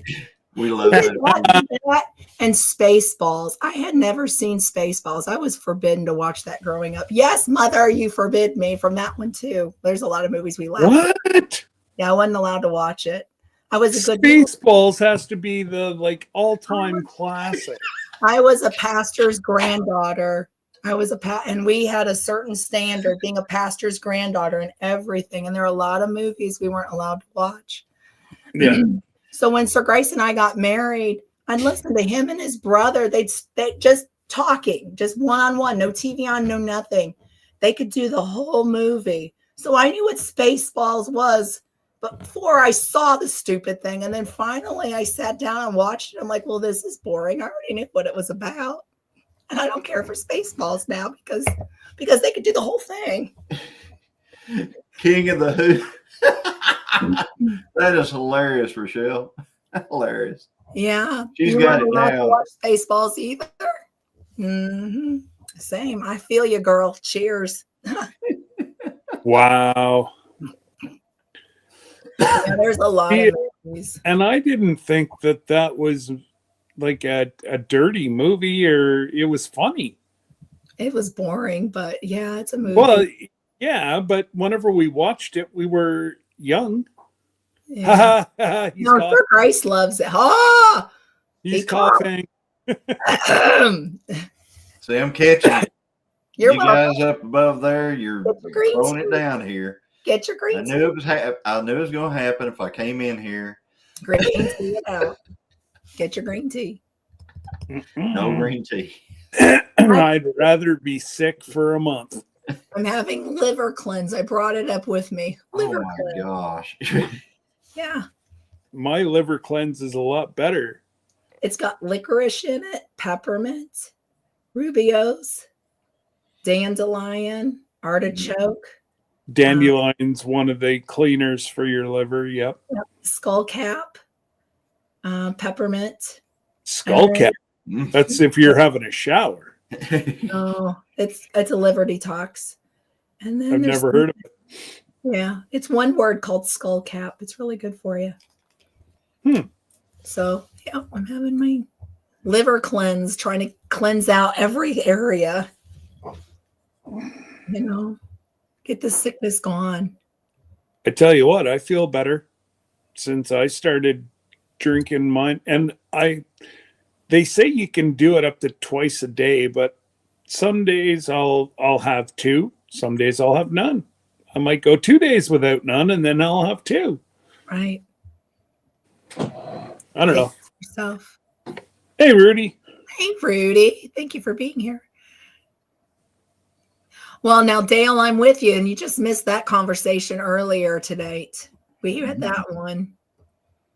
I love a good No, that's what's clogging your liver, my friend, is the good bourbon. Oh, well, then don't come to my house because I have the good stuff. We were using it to make hot toddies for my daughter. I was telling everybody about that one because that's all I have is the good bourbon. I don't buy cheap stuff unless I'm making vanilla. Now, one of the there's a YouTuber I ordered. I ordered. I forget the name of it, but he's been selling it for like 10 years, and he can't keep it in stock. It's that good. Wow. And it's a different type of tea. It's not green, so it is a homemade tea, and I'm gonna give it a shot. It's supposed to also detox your kidney and liver at the same time. Mhm. So I'm like, and I think I paid $20 for it. Oh, wow. That's not bad. No. So like Sanders said, including, okay, wait a minute. Yeah, it has side effects, but skull cap is the common name for Scutellaria, a genus of flowering plants in the mint family. It's used in traditional Chinese and Native American medicine to treat various ailments, including diarrhea, chronic pain. Skull cap is rich in nutrients, antioxidants, particularly isolin, and I can't say the other one, which have healing properties. This plant has an unusual purple flower. You guys put on your seatbelts. It's Josh. Oh my gosh, Josh. Hey, how are you? It's been a while. All right, how are y'all doing? Oh, we're All right, buddy. How are you feeling? All right, I guess. Still kicking. You're on the right side of the turf, so you're doing something right. Are you sure you want to be with us? Because Scott and I are both sick. Oh, it's all right. We're going to be sick next. You just wait and see. Oh, no. I would not go anywhere near Josh. And yeah. My son's been sick for like, I don't know, a week or two. And he was real sick, and now Haley is starting to feel it. Well, I already knew better. I got some stuff in there. I got some tincture I made, and I take some this place I shop at. It's got I can't remember what it's called right now, but it's, you put it in your drink, you take it. I'm feeling good for right now. Knock on wood. I'm doing all right. Good. Stay healthy. Good I'd deal. rather have that than being sick. So stay healthy. Yeah. Yeah, I'm trying. So, yeah, you see, where is it? Angie said she'd rather die of toxins than to be drinking all that crappy stuff. No, really, really good. It's got a good flavor. I mean, I think the mint makes it kind of sweet. I didn't add any honey or anything to it. So what are you drinking? Are you drinking the tea right now, Glenda? Yeah. Or are you drinking the bourbon? Well, give me a minute. I'm gonna go grab my good stuff. There might be a little drop or two in there. May have to go get. Well, there isn't any in there now, but maybe I should. I'm just trying to keep this family friendly. Hey, we've only got eight minutes, and then we're going after dark. So okay, 8 minutes. I'm going downstairs. Why can't it be both, Rochelle? I plead the fifth. Xander, I'm keeping it honest. I may have to go down there and go grab it, make me a hot toddy. Nothing wrong with that. No, it's good. And anybody that's losing or looking at losing a little bit of weight, Yeah. lemon, hot water, first thing in the morning for 2 hours. Don't eat anything until lunch. It falls off you. I'm down another 32 pounds. Wow. Nice. That's crazy. Well, I didn't do mine that way. Well, I got to fit into my mankini for the trip. Don't even say that, because that puts a vision in our head, and it's just your poor wife. I mean, gonna be like, and you're giving Tony over there ideas, and I can't. Hey, Tony's already got his multiple colored bikinis. He's good. Oh, yeah, I can't wait that long. I got to eat at 7. Can't go to work on an empty stomach. There you go. See, yeah, I don't eat normally until noon, and it's the hot water. What do your electrolytes look like? And the lemon, poof. Yeah, I did go seek help. I have a trainer too. I've hired one. I've been doing weight training and cutting back, and I'm down 40. Nice. Good for you. Yeah, I've got my between my trainer and my doctor. They asked me how far I wanted to go down. I said maybe 50, and then I'll be the smallest weight. But I want to make sure I stay strong, because that's the key to this. With getting older, I don't want to easily break a hip. I want muscle strength. So we'll see what happens with the 50. Both approve of it with my weight currently, but I want to be strong. So I weight train. I do 510 pounds leg press. I'm doing deadlifts in the gym. And next time you go to your doctor, you should ask them to do a bone scan. I'll have her do it, but she told me I'm good so far. I just saw her. This is actual machine that tells you your density of your bone. And it's all right if you're weight training, but if you're not building your bone strength as well. Right. And the only reason I know that is because that's Debbie's. That's her field. Well, With like it, right? she does X-ray, CT, and bone density, and she's primarily in charge of the bone density, Sure, sure. and she swears by it. Angie, you're a nurse. What age do you in the United States do they do bone scans, density scans for preventative maintenance? I can't remember. There is an age limit on that one. Oh, really? Yeah, I have military insurance, so I have to follow what their guidelines are. Mm, But I go, I have a machine that we use at the gym that measures. It's like so specific. It measures how much water, muscle mass, Yeah. each arm, 50. the legs. yeah, that's the same. Thank That's you. the same as here. I just got it's 50. Okay, so I'll be approaching that really soon. So Yeah. I'll be getting And I know Debbie's booked, I think, 6 weeks out. Yeah. It's quite quite a they just got a new machine and everything else, and a lot of doctors are swearing by it. well, I have to do what my insurance says, so I have to wait till I hit 50, which I'm not there yet, but I'm getting close. So Yeah. So Andy said Tony is already packed. I'm sure he's got it in he's probably got what he's going to wear in his pocket. oh my. And it's full of pink. It's pink. No, it wasn't a blue. No, it says pink. She wrote his bag is full of pink. Okay.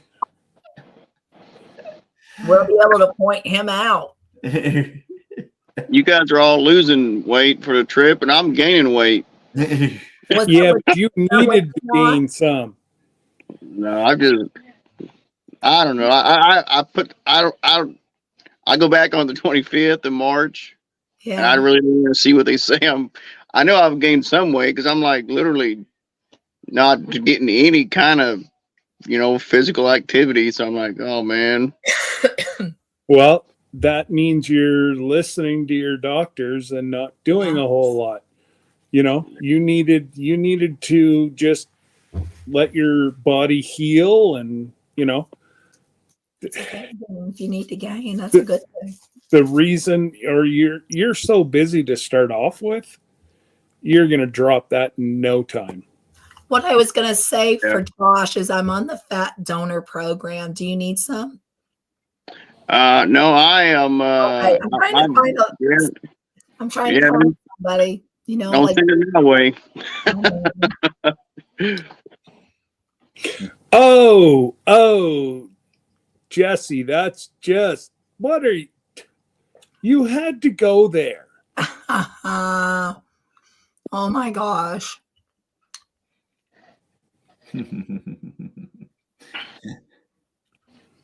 I can't see the chat if somebody's saying something to me. Everybody said hello to you. No, there's been a bunch of people say hello to you, but he said Tony's tankini is very small. Oh, yeah. And then Tony's reaction. Yeah, I used to. Yeah. Hey, there's Mark and Debbie. Yeah. Hey guys. Yeah, that's terrifying. That's right, Brampton. Rochelle. Well, I don't know if we're going to be able to sleep at night with these images. I may just have to lock myself in my room and hope they don't go out on their balconies. Well, Sir Grace is blind. I think he's good to go. We need to have one guinea pig walk around and check on Tony before we all leave our room. We'll put him up for it. Yeah. Exactly. Oh, might be that day we get the room service. Yeah. Well, we try sleeping next to him, says Angie. Oh my God. Tony,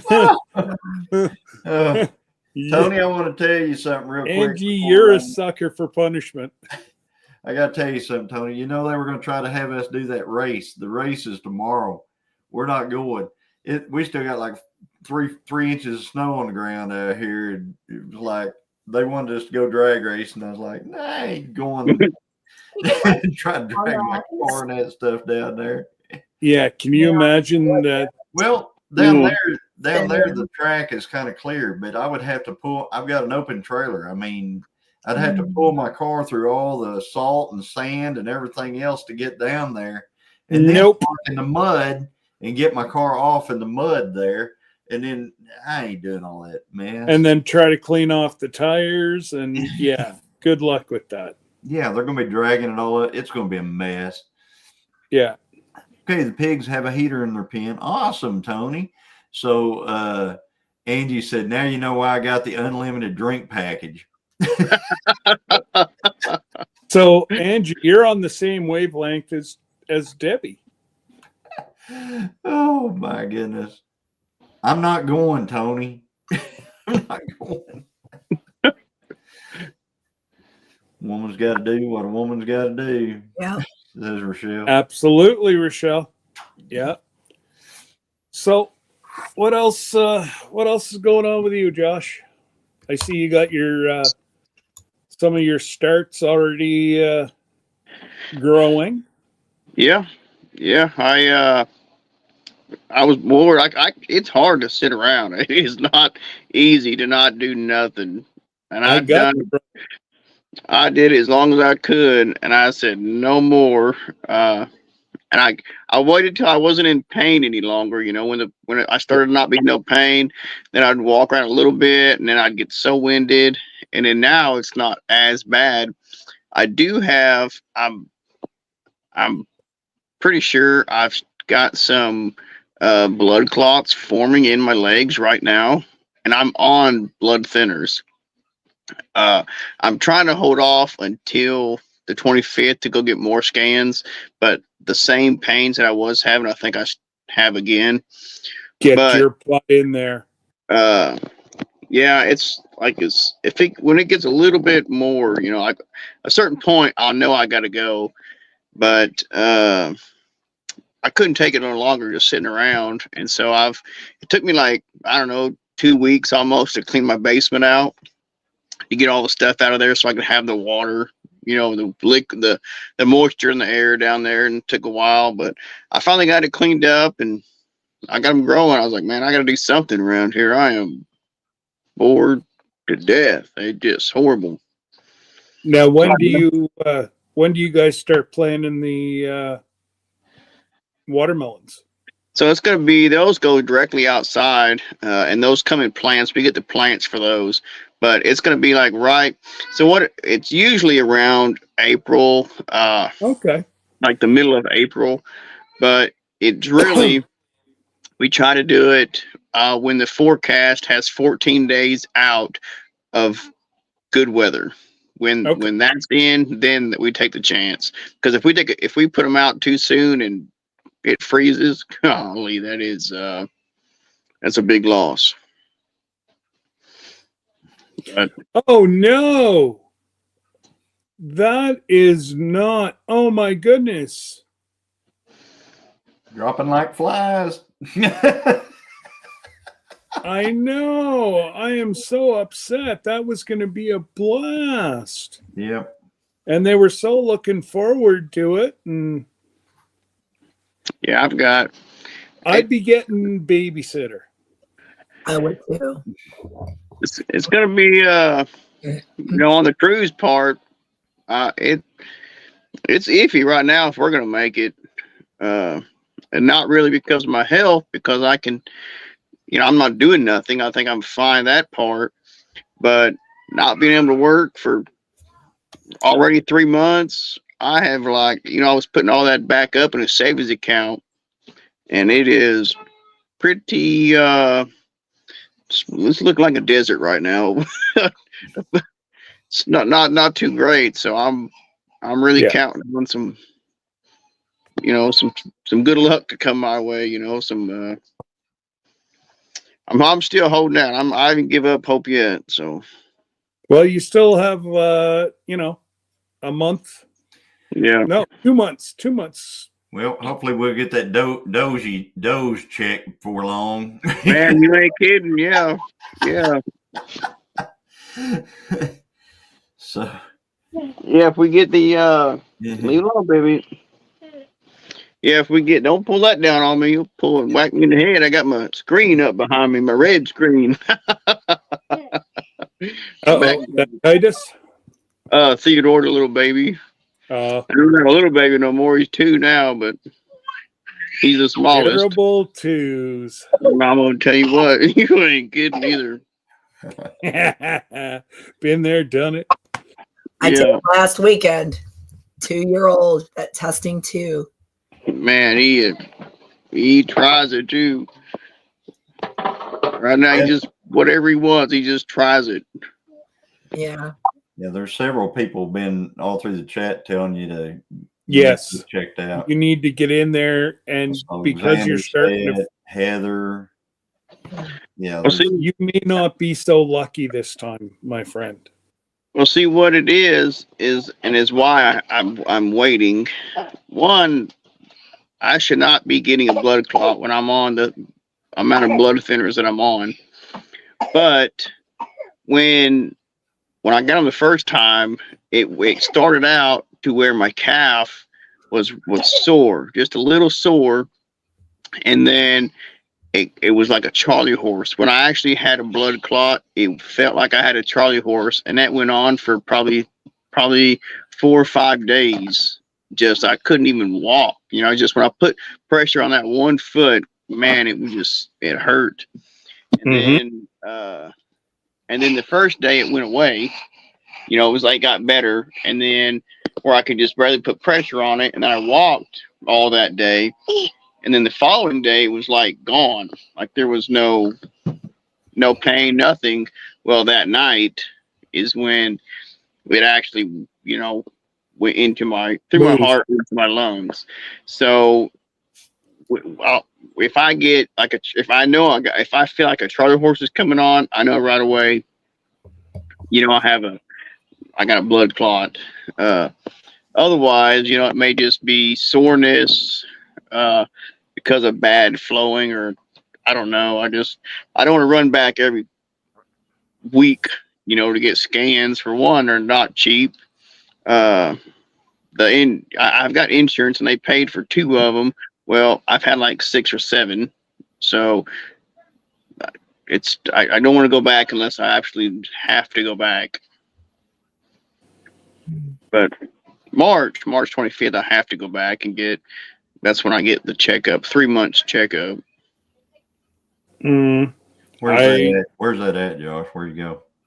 Oklahoma City. Oklahoma City.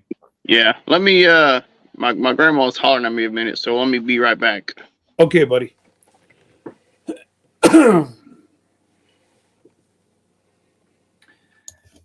I'm not sure, Wanda, what they actually diagnosed for him. Yeah. So they should be at 10. 2 old people on the cast should be at 10 Killer. My granddaughter, I told her we will pick up her boyfriend and they can hang out. That's sweet. Yeah. You guys gotta get yourselves a babysitter and come on with us, because it's going to be a blast. right. I'm with Jesse on that one. Grandma's hollering at him for not going in as well. Yeah. Good grandma. Yeah. A good yeah, unfortunately, he doesn't like to admit defeat. Yeah. And man, he may not be so lucky for a clot to go right through his heart into his lungs and not do any permanent damage. Is like winning the lottery 6 times. Yeah. Yeah, that is wild. you know, especially to come all the way back up his leg and, you know, and to come through the heart skate, you know, like, thank God he's got no artery buildup, no plaque buildup, or, you know, that would have been the end of it. That's right, man. Josh is too young to take a chance. Exactly. But, you know, you can see, since we're on this subject, I don't know if everybody's seen, but our friend Jody Young, I know she hasn't been around in quite a bit. She ended up in the hospital, and now she is in a rehab center to try to get her footing underneath her. Man. She has asked, she has physically put out a GoFundMe page. By the end of it, I think she said it was going to be about $200,000. What they're charging her at the rehab center and what she had to pay out at the hospital. Wow. So I will try to get the oh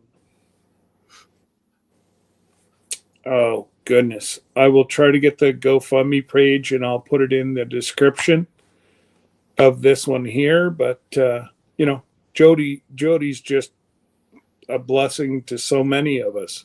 Yeah. And I've been keeping track, you know, been chatting with her every couple of weeks, and she called me last week and let me know what was going on. Back. So, yeah, everybody's telling you to get your butt to the hospital. You're too young with a family. Yeah. Angie, a registered nurse. He's playing with fire. Yeah. I know. I mean, I do get it, but like there's a time, like if I go right now too many times before I have to go, then if it's nothing now and I go 3 or 4 times now and because every time I got to do a CAT scan with contrast. Yeah, contrast in it. And then that's more, and then they got to do blood work at the same time. And so every time, and then when I get to a certain point, that's not gonna, they won't, I'll have to pay for it right then out of pocket. Because like right now, when I go, if it's an emergency, they cannot turn me down. But if I just say, hey, I think I got some pains in my legs, they're like, well, we got to call, we got to get it verified, we got to make sure it's, you know, to go to the specialist, it was like almost a month later because they had to go through all this process to go get it approved for me to be able to have the scans that I needed to have done. So that's why, like right now, they've had a month, or they've had 3 months, but they've had time to approve to get more scans done in March. So if I go before I think it's absolutely necessary, then when I need to have the scans done, I'm not going to be able to. So it's like a double-edged sword, you know. I don't want to take a chance because I do got a family, you know, that wants me to be around. But if it's nothing right now, when I think that it might be nothing, and then I need to go back and get checked up and I can't, then where am I at? So it's just, you're stuck between a rock and a hard place, my friend. Right. And it's it takes a lot. You wouldn't think it would, but it takes a lot, a big toll on your mental part of just not knowing. That was the hardest part, was like, because they said if it comes out of my lungs, if the clots leave my lungs, they're going straight to my brain. And I've had many times, like, so 2 days ago or something, I was like trying to help my son pick up his toys, and I was bending over, picking up a few toys, putting them in a box. And like when I raised up, I was like lightheaded. I couldn't see. I thought I didn't know what was going on, and it's stressful sometimes. You're just because I've had pains like just shoot straight to my head immediately, just so sore, and my vision will be messed up for a few days. And it's like it's not because I'm like, did it break loose? No idea. You know what? It is stressful, but You don't have, please don't answer this question. Okay. I just want you to think about it. We can talk later, but does your hospital offer any financial assistance? Like in our area, I have a kiddo that applied for financial assistance and he got it through the hospital. So that's something, don't answer it, please. Yes or no, but just something I would be asking the hospital itself. Do they offer financial assistance? Even with insurance. My kiddo got it. He couldn't afford a surgery that he needed. And as a mama, it killed me. And I was having a conversation with a friend of mine that works in the same network of hospital that he was going to. And she had recommended to reach out because she knew that they had financial assistance. But just something, you don't answer. You don't owe me an answer. You don't owe everybody an answer. Just for yourself. That's all right. Yeah. Something to look into. If you don't know the answer, I'd call at the hospital network and see if you could get some help with that because your health is important. Yeah. Especially with a young family, you know, you just yeah. It's something to ask a question.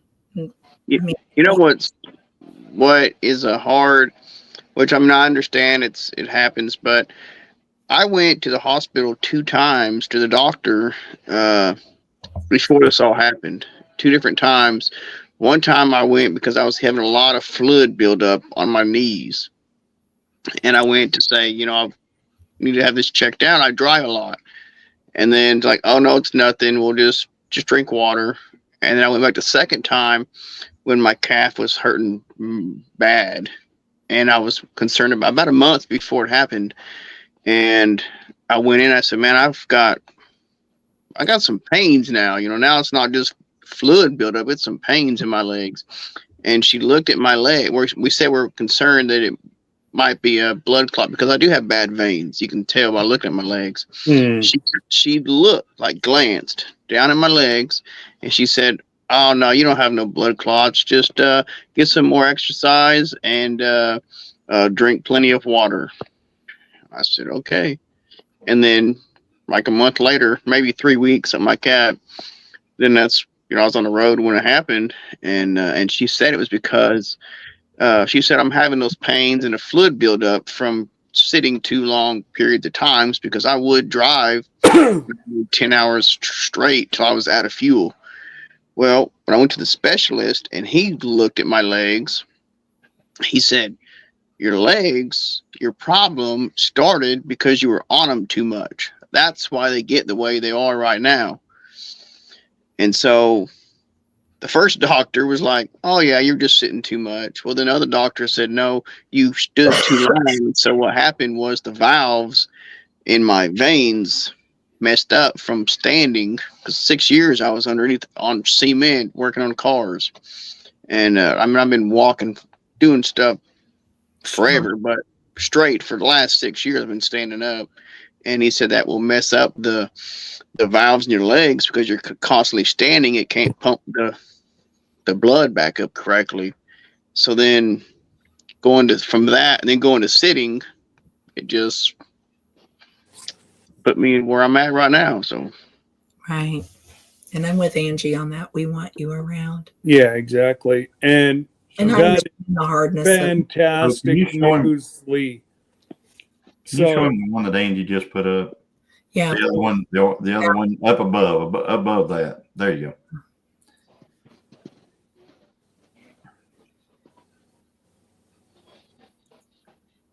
Truth. Yeah, that's what I'm talking about. The programs, don't be afraid. Yeah, that's what I want him to look into is reach out to it would be the finance department at the hospital. I don't know about like doctors' offices. I definitely would look into that, but I know like in our area, we have a major hospital, and they offer it. My son got it, and he had to turn in like his tax return in, and that's what it was based off of, was the tax return, and he got financial assistance. Of course, the insurance paid what they paid, but they cut the bill down quite a bit. So I know Josh is too proud for this. Yeah. And he can give me heck all he wants, but pinned at the top of the chat is my buddy's PayPal. Put it on the screen too for those who are on the TVs, because you don't see the chat when you're watching. Once I find what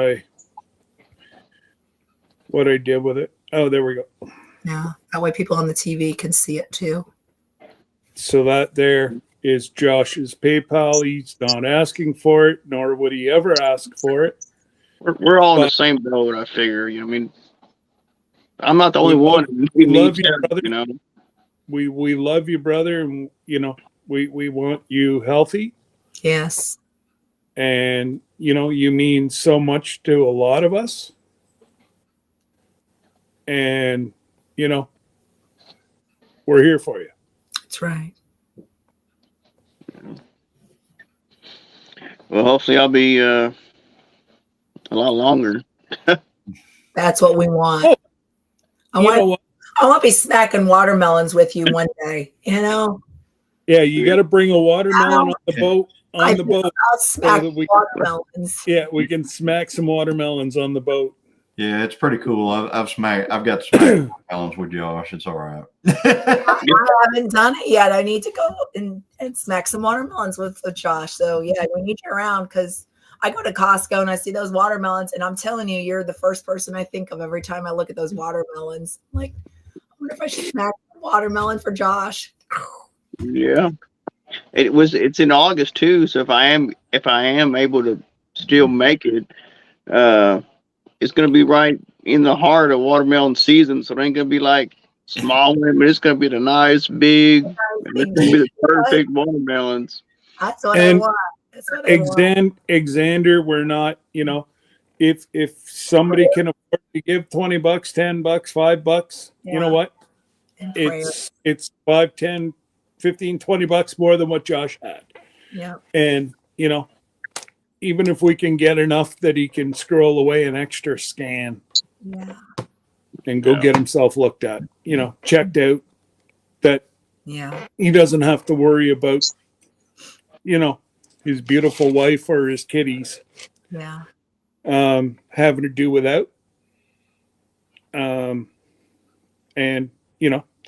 I get it, Josh. Like, it took me years to realize that my life was going to go down this direction now. Get to like it, or like I said, I don't know if it was Thursday or not. The girls were ripping me a new one in the chat, but the man is supposed to, the way I grew up, the man was the provider. You don't, That's what it's supposed to be, I feel. Well, and I'm used to lifting 500 pounds, and now not lift 10 pounds. Yeah. When I first became disabled because of the military, I understand that frustration of I can't be the provider, but you still are the provider. You're still running your watermelon business. You're still getting up and you're still going. You still are the provider, but it's important in order for you to continue that, to take care of your health. Like when you get on an airplane, they tell you if the oxygen masks come down, you have to put your own oxygen mask on first before you can take care of anybody else. So, I mean, it's important that you take care of you, so that way your beautiful family will have you as a provider. And as I told Sir Gracie, still is the provider. So that's just that. It's okay. But it's different. You know? Well, and that's it. Like, thank God right now I have all my kids home. Yeah. So, Kyle Kyle comes with me if I have anything heavy to lift. You know, Debbie doesn't have to do it. Yeah. And all that it's doing is I'm prolonging myself to stay out of a wheelchair longer Yeah. because they can only do my neck one more time Mm. and I'm done. Alright. That's it. Oh, we get our baby to come over. He's the one that lives closest to us and he helps us. Yeah, there you go. That's how we do it. But And he, then you get your little baby to stay over the weekend. my granddaughter, my 2-year-old. Oh my goodness. Little Miss Perfect. Just saying. Got to be just like grandma. No, I'm Gigi. My I know. 2-year ain't perfect. I don't know what you were allowed to put on here or not.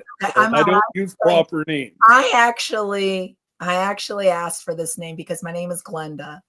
And it really is my name. So and Grandma Glenda, Gigi. So I'm Gigi. And so, it's actually hilarious. My middle said to Debbie 8 months ago, yeah. you should be Gigi. Oh, that's funny. Oh, that's funny. No, And then I looked at her and said, well, you best be finding somebody to make those with. right. Want a little pitter patter.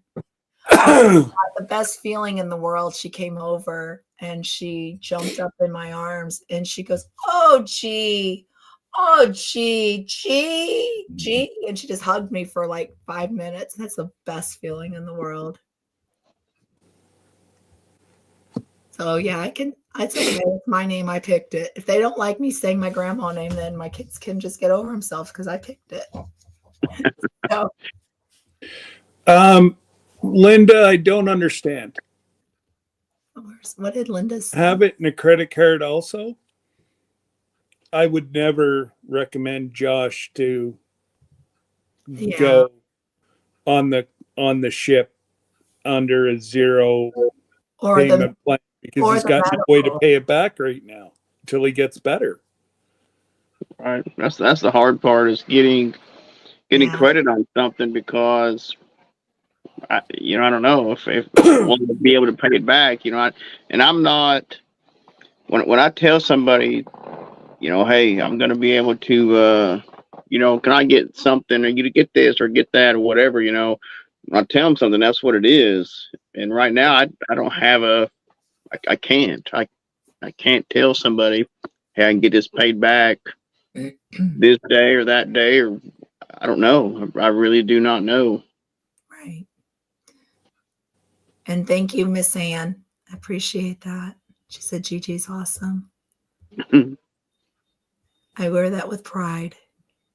Oh, yeah, but that's, like he said, Linda, he's been three months without a job now. Nobody's going to give him a credit card.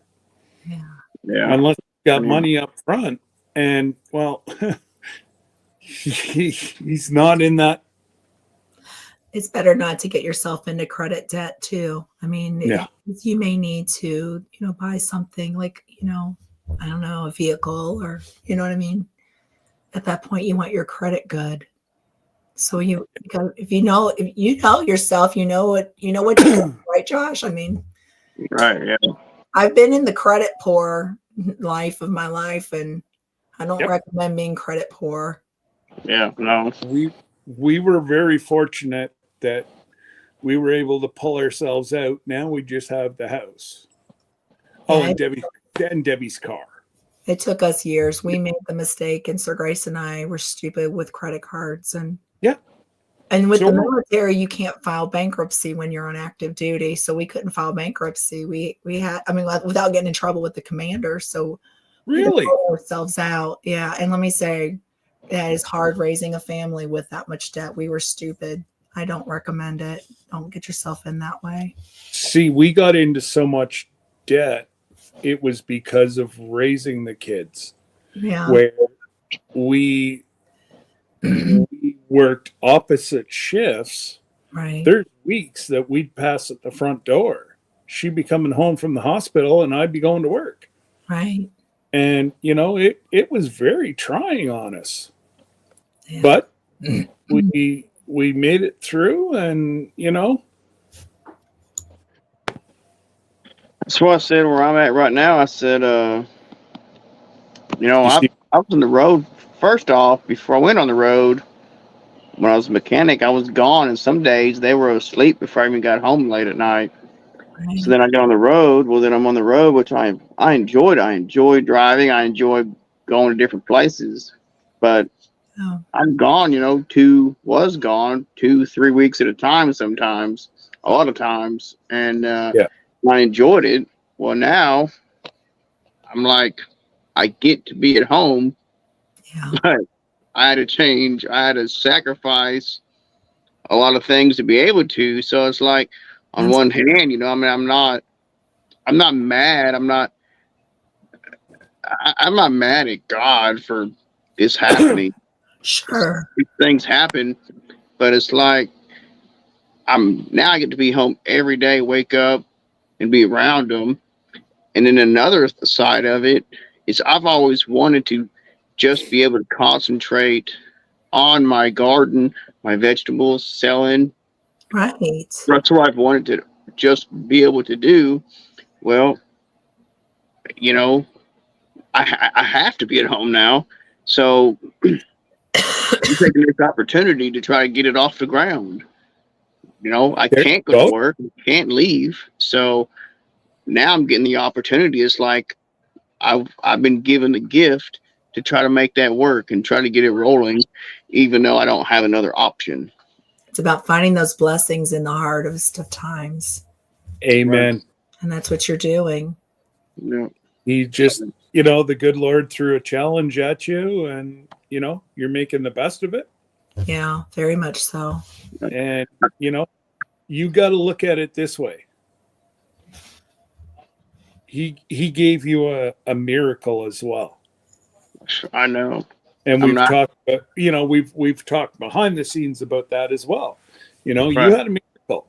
You really, for that to travel where it did and not do any damage. Exactly. I had so one, I mean, I went to the ER in Texas, and because my insurance isn't great, like they literally, as soon as they found out what the problem was, all right, we're releasing you. I stumbled out. I got lost in the hospital. They said, all right, you can get your clothes back on, and then you're good to go. So I stumbled out, got lost. I made it out some door. I don't know where I'm at. I just looked around. I said, I've never seen this stuff. So I just walked until I noticed something familiar. Well, once I got back, the doctor here said I should never have been released. I should have been held for at least 2-3 days to make sure what was going on. Then the next day, waiting for my ride to come pick me up, Trinity and Haley's stepdad come to get me. And I was on the phone to one doctor. I was texting him, and he said, send me that paperwork. He said, because there's no way that's happened and you're still able to message me right now. And so I sent him the paperwork from the emergency room, and he said, he called after he got it, and he said, we've never seen anybody survive that. He said, I couldn't believe it. And then I went to the doctor here. She said the same thing. And then I went to the specialist, and he was like, well, how did you figure out you had them? And because I got blood clots in both lungs. And I told him about it, and he dropped his stuff, and he turned around and he said, you're lucky you survived. And I said, it's not the first time I heard it. And the problem is people do survive EEs or pulmonary embolisms, but the part where they survive is when I was woke up in the middle of the night, when it was going through my heart. If I went, that's the time people survive, because they're in that pain and they get to the emergency room right away. Well, I fought through it. I laid there 2 nights in a row. It happened. So then the next day, that was when it was like cutting off the circulation and all the oxygen to my organs. Like it was when it was cutting everything off. That was the only way I caught it. And they said at that point, nobody really, they don't survive.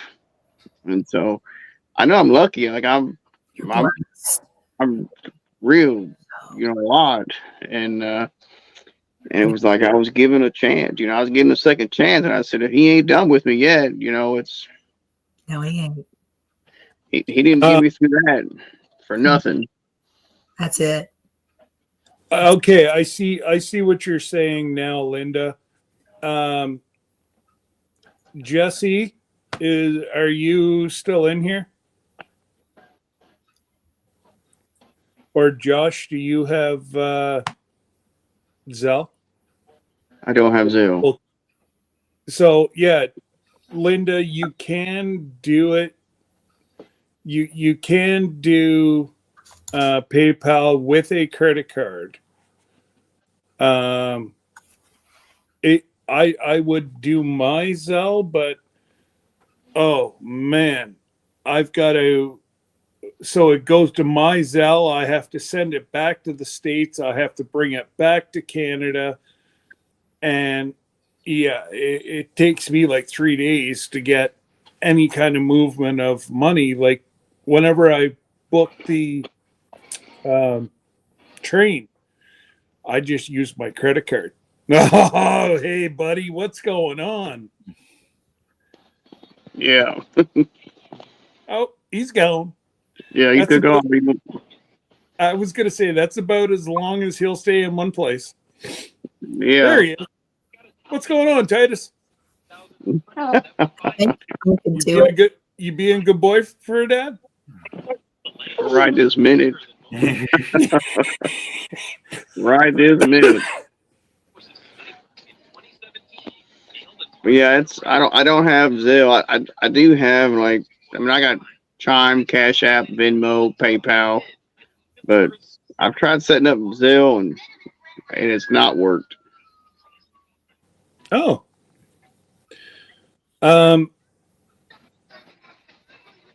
Yeah. Let me see if I can get a hold of. I'm not sure where Jesse is or Miss Lisa. Can you move your foot, Dad? It's in my face. Sorry, bud. Actually, no, you can't even Zelle credit cards. No. But just as he got to No, but if it's Zelle, it's bank account to bank account. So maybe Yeah, that's it's bank account. maybe So that's what she Zelle, wants to do. Maybe it would be better for her to do it that way.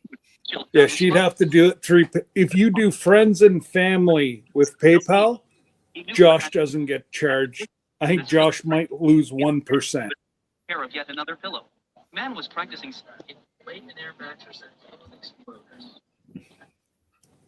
Oh, she doesn't have Zelle at all. Okay, so yeah, your best bet, Linda. Was quite good. I don't have Venmo or any of the rest of them. I just know that I've been very fortunate and I've never had a problem Did you pay $100? with PayPal. Yeah, I use all of those. I don't ever have no problems with them.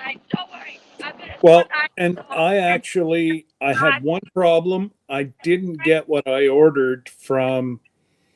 It was a PayPal transaction, and within 24 hours, I had my money back in my account. Wow. So, but yet you talk to Johnny, they had horrible experience with PayPal. Hey, Johnny? Yeah. Yeah. I did. Yeah, like he had a horrible experience. Yeah, with my money went. I mean, I was buying stuff in, I don't know, like 4 different countries and France and you name it, just because I tried to buy one car part because the vendor would only take PayPal. So I bought a $130 part off with PayPal. And I think I got 6 charges in like 3 different countries. Wow. And it was crazy. Oh, Yeah. I ended up having to do all kinds of canceling, and it was a mess. And I had two tier, you had to have 2 tier security on it. And Yes. so I got around that somehow, and the first thing that happened was we got a thing saying they sent me this. Well, I got some emails. Whoever did it did not change the email, so I was getting these emails that I was getting this stuff sent to me because I bought it through PayPal. Oh, jeez.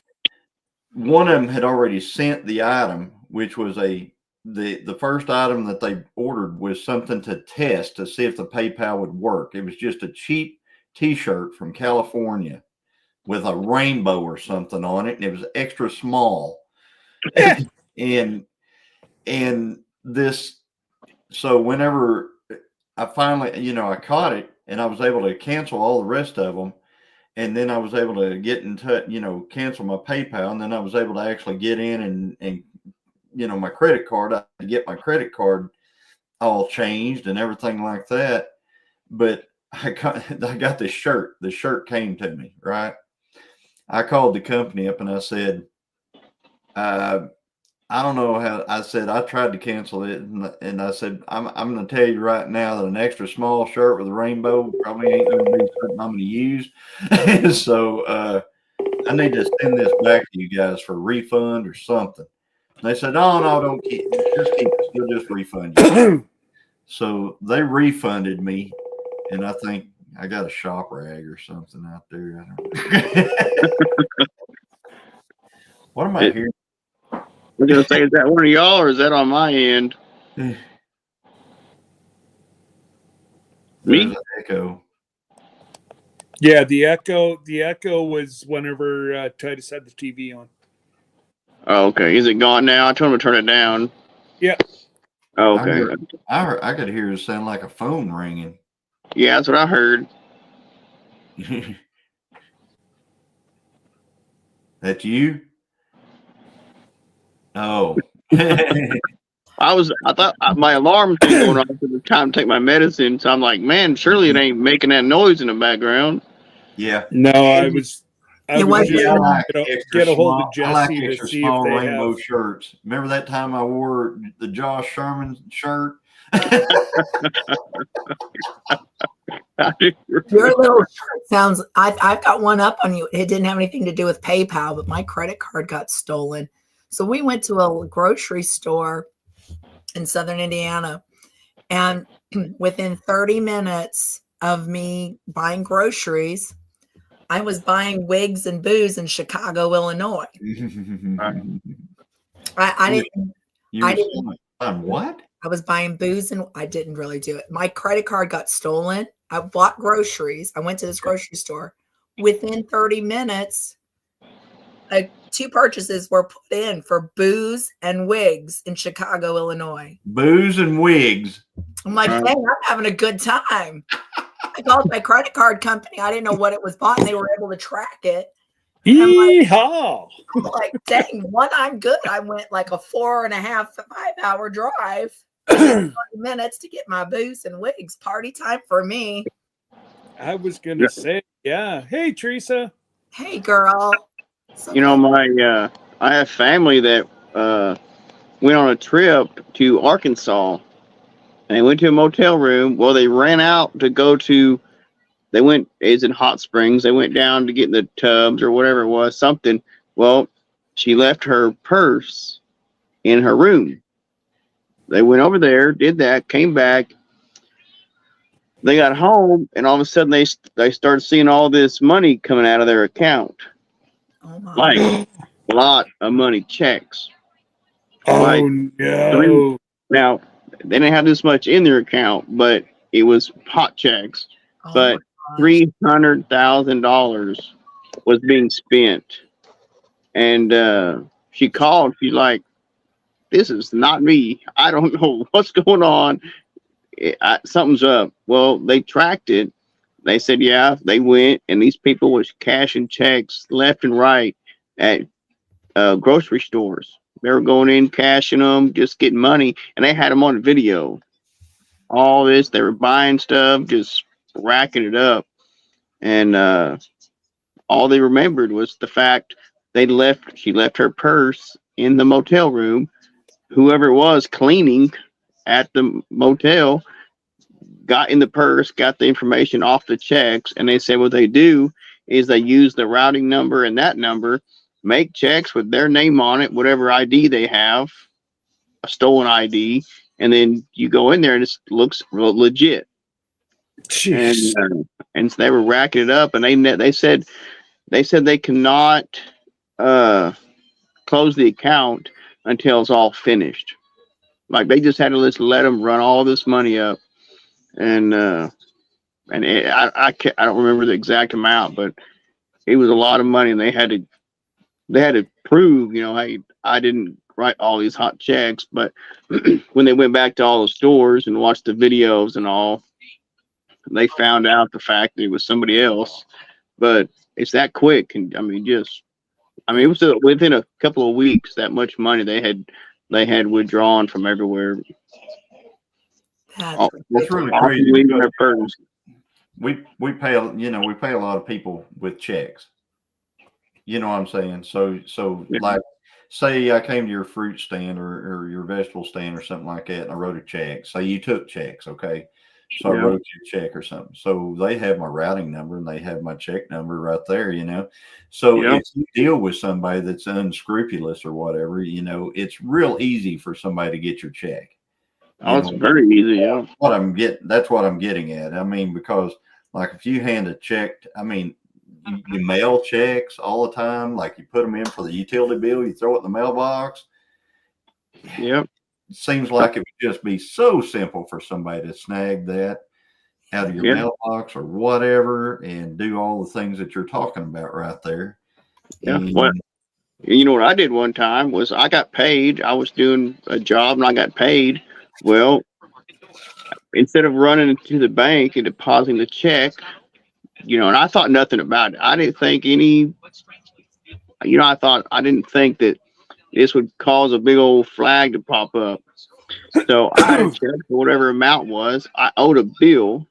So when I went to pay the bill, I said, I'll use this check and pay the bill. So I, just like you said, I paid the bill with that number, with those numbers and that exact amount that check was wrote for. I'm going to tell you what, the police came quicker than you ever thought. And they said, whoa, what's going on here? And I said, no, wait a minute. I said, because I never even thought about it. I didn't even cross my mind what exactly was what I had done. And so I went, I showed them I had the check, I had the bill, exact information. And they said, okay, that's fine, but let's don't do that again. I said, that's fine. Like I said, I never even thought that I could have said whatever amount. That was their bank account information, and it didn't even dawn on me, at the time. But that can happen to anybody. That is giving out checks can be bad. Yeah. They might, I foresee a big way of, another fraudster deal if somebody get a hold of your check somehow. But right. There's so many. I get so many notifications that says my Netflix account's going to be canceled because of this. And the newest one is my my iCloud storage. I get this big deals about my iCloud storage is going to cancel out unless I change my payment method for my iCloud storage and stuff. And I'm like, come. And it's these weird emails, different. It's just everything's a fraud now. Everything. You can't trust anything. You cannot trust anything, especially the news. Especially the news. Well, I got a deal. I got a notification in the mail, and it said some police department, whatever, something in Tulsa or somewhere in Oklahoma. And it said that my tag was recently ran on a stoplight pole camera in the town that I frequently go in, and said that I had ran the light or was going too fast to light, something that could have been possible. Could have been possible. and it said I needed to pay like $100 something, 200. I don't know what it was, maybe 200 and something. But whatever it was, I need to pay it, or they're gonna cancel my, whatever, revoke my license and all this stuff. So I said, well, I probably did it. So I'm not gonna be like, no, you got the wrong person. I paid it. Then I'm listening to the news a couple weeks later, right? I've already paid this bill. I'm listening to the news. It's the radio station, but it's news on there. And they're saying, yeah, the new camera that was put up, if you get something in the mail saying you owe money, that is false. It does not send people tickets. You do not pay. If it's something else if you get it.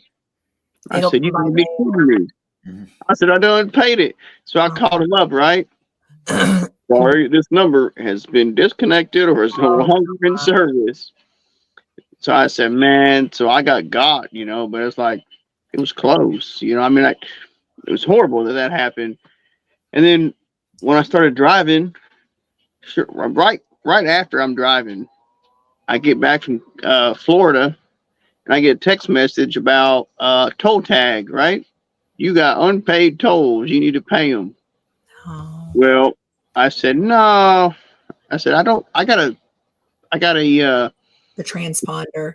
yeah, I got that thing in my car, my truck. So I'm like, I'm not paying that. It came off, I got it. I'll figure that out.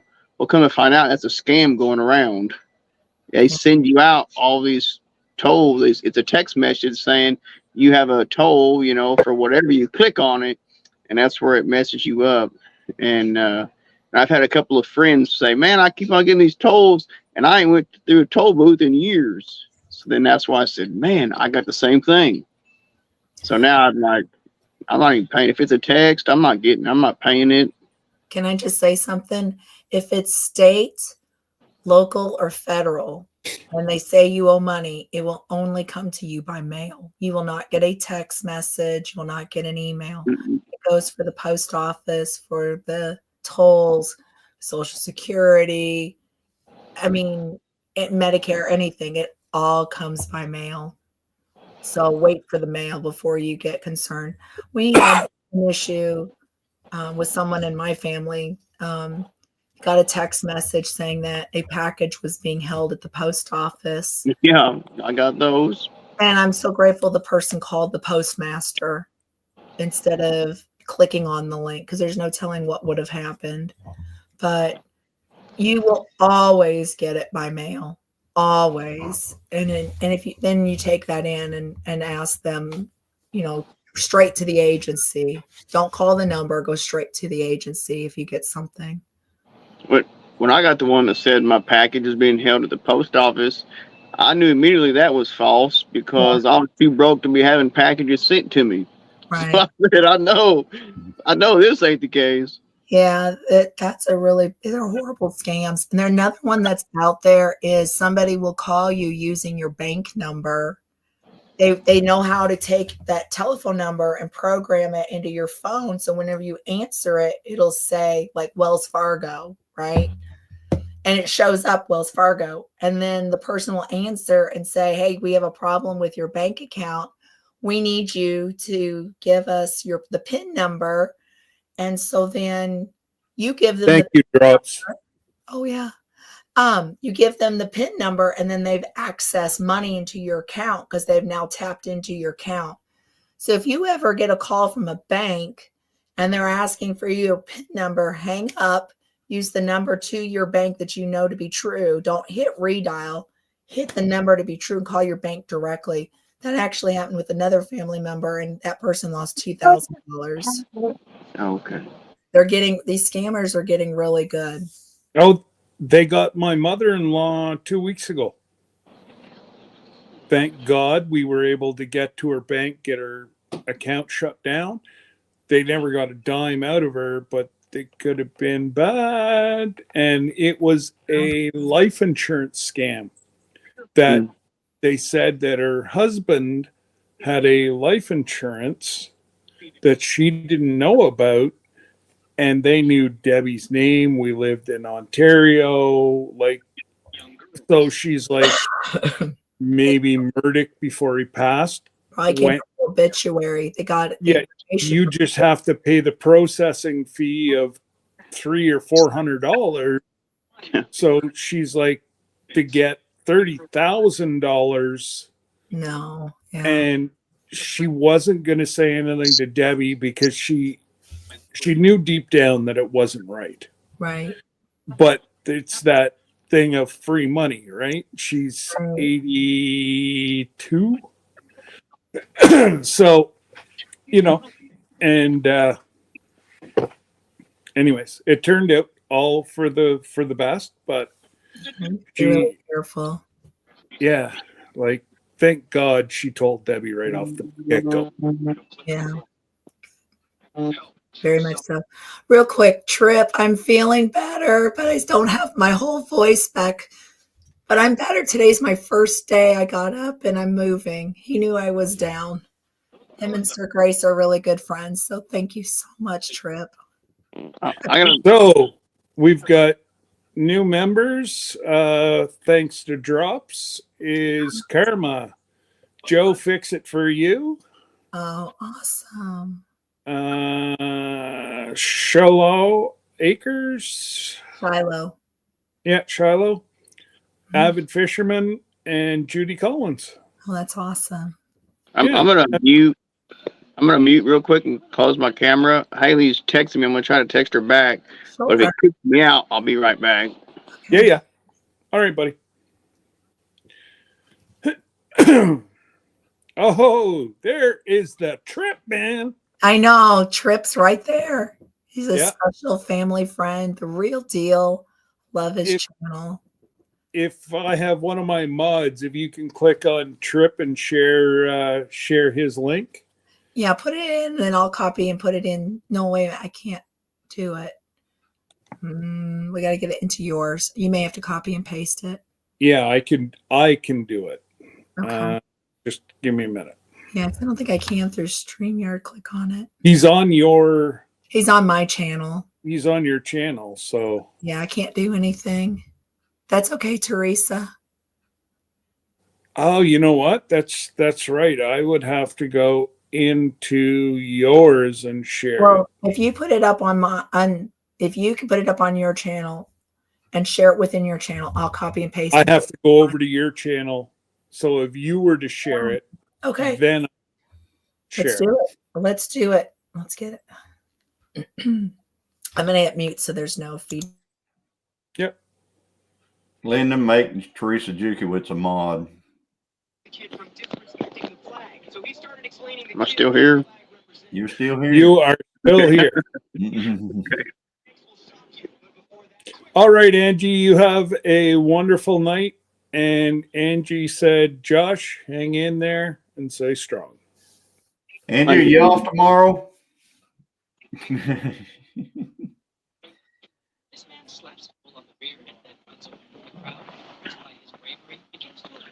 There you go. Teresa J is a mod. Yeah. So if you drop Trips, I should be able to. Trip is a mod. Yeah, actually, I have him. It's probably just easier for me to search him. Miss Ann, thank you so much. She dropped it for me. Thank you. I see that. Thank you. She's got it in the chat. Thank you so much, Miss Ann. Keep Tony in line then. And then let me Tomorrow get it was over. supposed to be our day to all be together, me and Tony and Angie and Christine, but yeah, the weather's too bad up here for that stuff. So I just want to say something real quick. Trip, we're doing what's called co-streaming. He's not done it live, YouTube live. We all need to get Trip to come and do a live one day. But this is co-streaming. And so you're on my channel, but if you look up Rambling with the Brooms, that's where the main channel's coming out of. So there are going to be people who are going to talk and we'll say hi to them, and you won't see them in the chat because they're over on Scott's channel. I'll have to explain this a little bit better to you. He's still learning about YouTube and all the cool things you can do, but he has an awesome channel and he's a Christian man and just the real deal, even in person. I can't say enough good things about Trip. He's family to us. He's a friend, but he's but we've adopted him in. So he's one of us. He's a good guy. And there we go. I'll drop it on my side here right now. Thank you.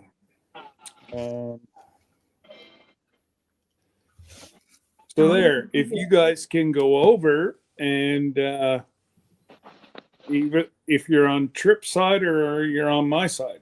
Thank you, Miss Ann, for putting Scott's channel in so that way Trip can knows exactly where to go. Perfect. So I've already got him shared out. That helps out with links.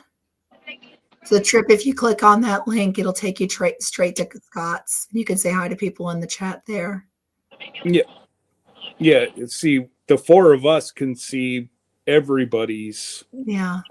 Because it's coming up on StreamYard. Mm-hmm. And if you were up here, then you would be able to see everybody's discussions as well. Yeah. Oh, he just subscribed. Awesome. Thanks, Trip. Appreciate it. Hey, Langley's Build Homestead. Yeah. No, he shared this on his channel. Trip has MS, and every day he's defining what an overcomer is. He is such an inspiration, a man of God, and it's Trip up the mountain because he just keeps going up that mountain and keep living life and putting God first and sharing his journey. Yep. So yeah, very much. To see him in person, it's amazing. And then he does all these races, and that picture, if you put it back up, he's got his stakes out.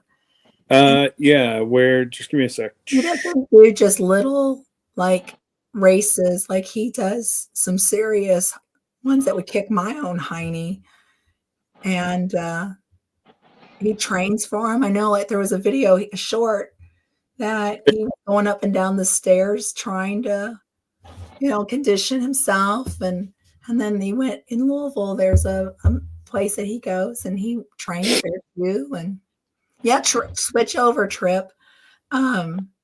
So anyhow, but just an inspiration, amazing. I think God put him in our lives for sure. And it's not by no accident. Oh, absolutely. Sir Grace, that's Sir Grace's brother from a different mama. Very much. Oh, he's here. He got it. Yay. Yeah. I'm so glad. Yeah, the two of them are two peas in a pod. And I think of him like a big brother. He's a sweetheart. Oh. So, yay, you're here. Now everybody can say hi to Trip. Yeah, exactly. And again, I have Josh's PayPal link pinned at the top of the page. So even if you're going to rewatch, you will be able to. And I don't want anybody to go without. It's just if you happen to have an extra $5, $10, $20, yes, it would really help out our brother. It would help out. Don't send your last $5. Don't do that. Yeah. I will make it somehow, but I will make it. Well, and I guess you've got looking forward, at least it looks a little brighter right now because you do have your gardens starting, Right. Yes, they're not going to start producing for another 4 months, but Right. At least you got something on the horizon. Right. If I make it, so especially watermelon season, when watermelon season comes along, that really helps out. Like I can pay all. So usually during watermelon season every year, I can get everything. I don't have to stress about nothing. I can pay things on time. They don't get cut off for late notice. So watermelon season is a good time for us. And then, like you said, now if I can just get my produce going up right now, then that's that's that much more. So that's really going to help out. So there is better days ahead. That's for sure. And you've got, thank you, Glenda. You're welcome. Glenda just posted it on her page as well. Yeah, so I can Thank pin it to the top line. And, you know, it is what it is. And, you know, the good Lord is got the path already figured out. He knows where and what's going to happen. Yeah. You know, unfortunately, you have to let it play out. You just got to keep that little grow thing that you got going on in the basement. I got to say, your tomatoes are huge already. Yeah. Okay, now we're gonna have to talk. What's the secret to having big tomatoes? So the plants themselves, they gotta have a fan blowing on them. That's the only secret. Yeah. You gotta have a fan, and as soon as they come up, I mean, those plants, they're not even 5 inches tall. They're around 3 to 4 inches tall right now. But the key is you gotta have good light. They can't be too far away. I got a really nice light in there. And it's like the sun. Yeah. You gotta have a good light, and you gotta have a fan on them. Those two things, and man, your plants will just be. I mean, they're stout. I mean, you see most plants that you see people starting, they're like a little tiny Yeah. Literally. plant, and they're about to fall over. That's Not water. that great. But I put that fan on it, put that good light on it, and I mean they're very healthy plants. Yeah. I'll tell you, that's the one thing I learned was get the lighting down low, is because we don't have the high output for the LED lights. I just use shop back lights, and then I put it right up against a window so it gets extra sun. And I've just recently started using a fan. I was having problems with fungus gnats. Mm. And that drives me crazy because I have everything in my office actually here because it's nice and warm in this office. And so I try to get them going. And I end up always having to up pot too because mine are, they grow pretty fast. And I'll start mine for my grow zone. We start at middle of March is when we started. You don't want to do it any sooner because it's just, you'll kill them, or you're going to keep building up, and you got to have these big pots in your house. So Right. and I'm always up potting, and then I break the branches off, and then I'll put it further down in the ground when I pot, and then they'll be like that tall, and then trying to get that root system going. Right. Yeah. So that's what I work on right now is I've got some, like if you've seen that video, I've got some that's like probably a foot away from the light because I want them to sprout and I want them to grow, 3 to 4 inches tall. And as soon as they get 3 to 4 inches tall, I put them underneath that very high powered light. Then they don't grow any taller because the sun, it's close to them. That's what they feel. But they grow very strong plants. Then they're in like little bitty small squares right now. Yeah. So then I've started now. I'll take them out of there and I'll sink them down in those cups and bury those 3-4 inches of stem under dirt, and I'll start the whole process over again, and that starts the root. That's the main thing. You want to have a very great root system. Yeah, I agree with that. And then when I put them outside, when it's time to do it again, I'll dig a bigger hole and then put them down in there. I love growing tomatoes from seeds, but I like listening to what other people are doing because I always like extra tips. You never know what you're going to learn from somebody. Right. Absolutely. I definitely need to get a stronger light. I think that's a good point to have because I don't. I just have shop lights, and then I use my window that gets a lot of sun. So you can get the lights. I think they're cheaper now, which I've had. The ones I've gotten, I've had for some time. But the little square, they're kind of rectangle, flat-looking ones. Yeah. I don't know the brand. Downstairs. But those are like, I think now I don't know, you can probably get them for maybe around $50, maybe a little less, maybe a little bit more. I don't know right now. I'm guessing, but Right. they're not outrageous now. The other one, and that one's that one I'm talking about is sufficient enough. You can make that work to grow your plants good. I mean Yeah. that'll be good.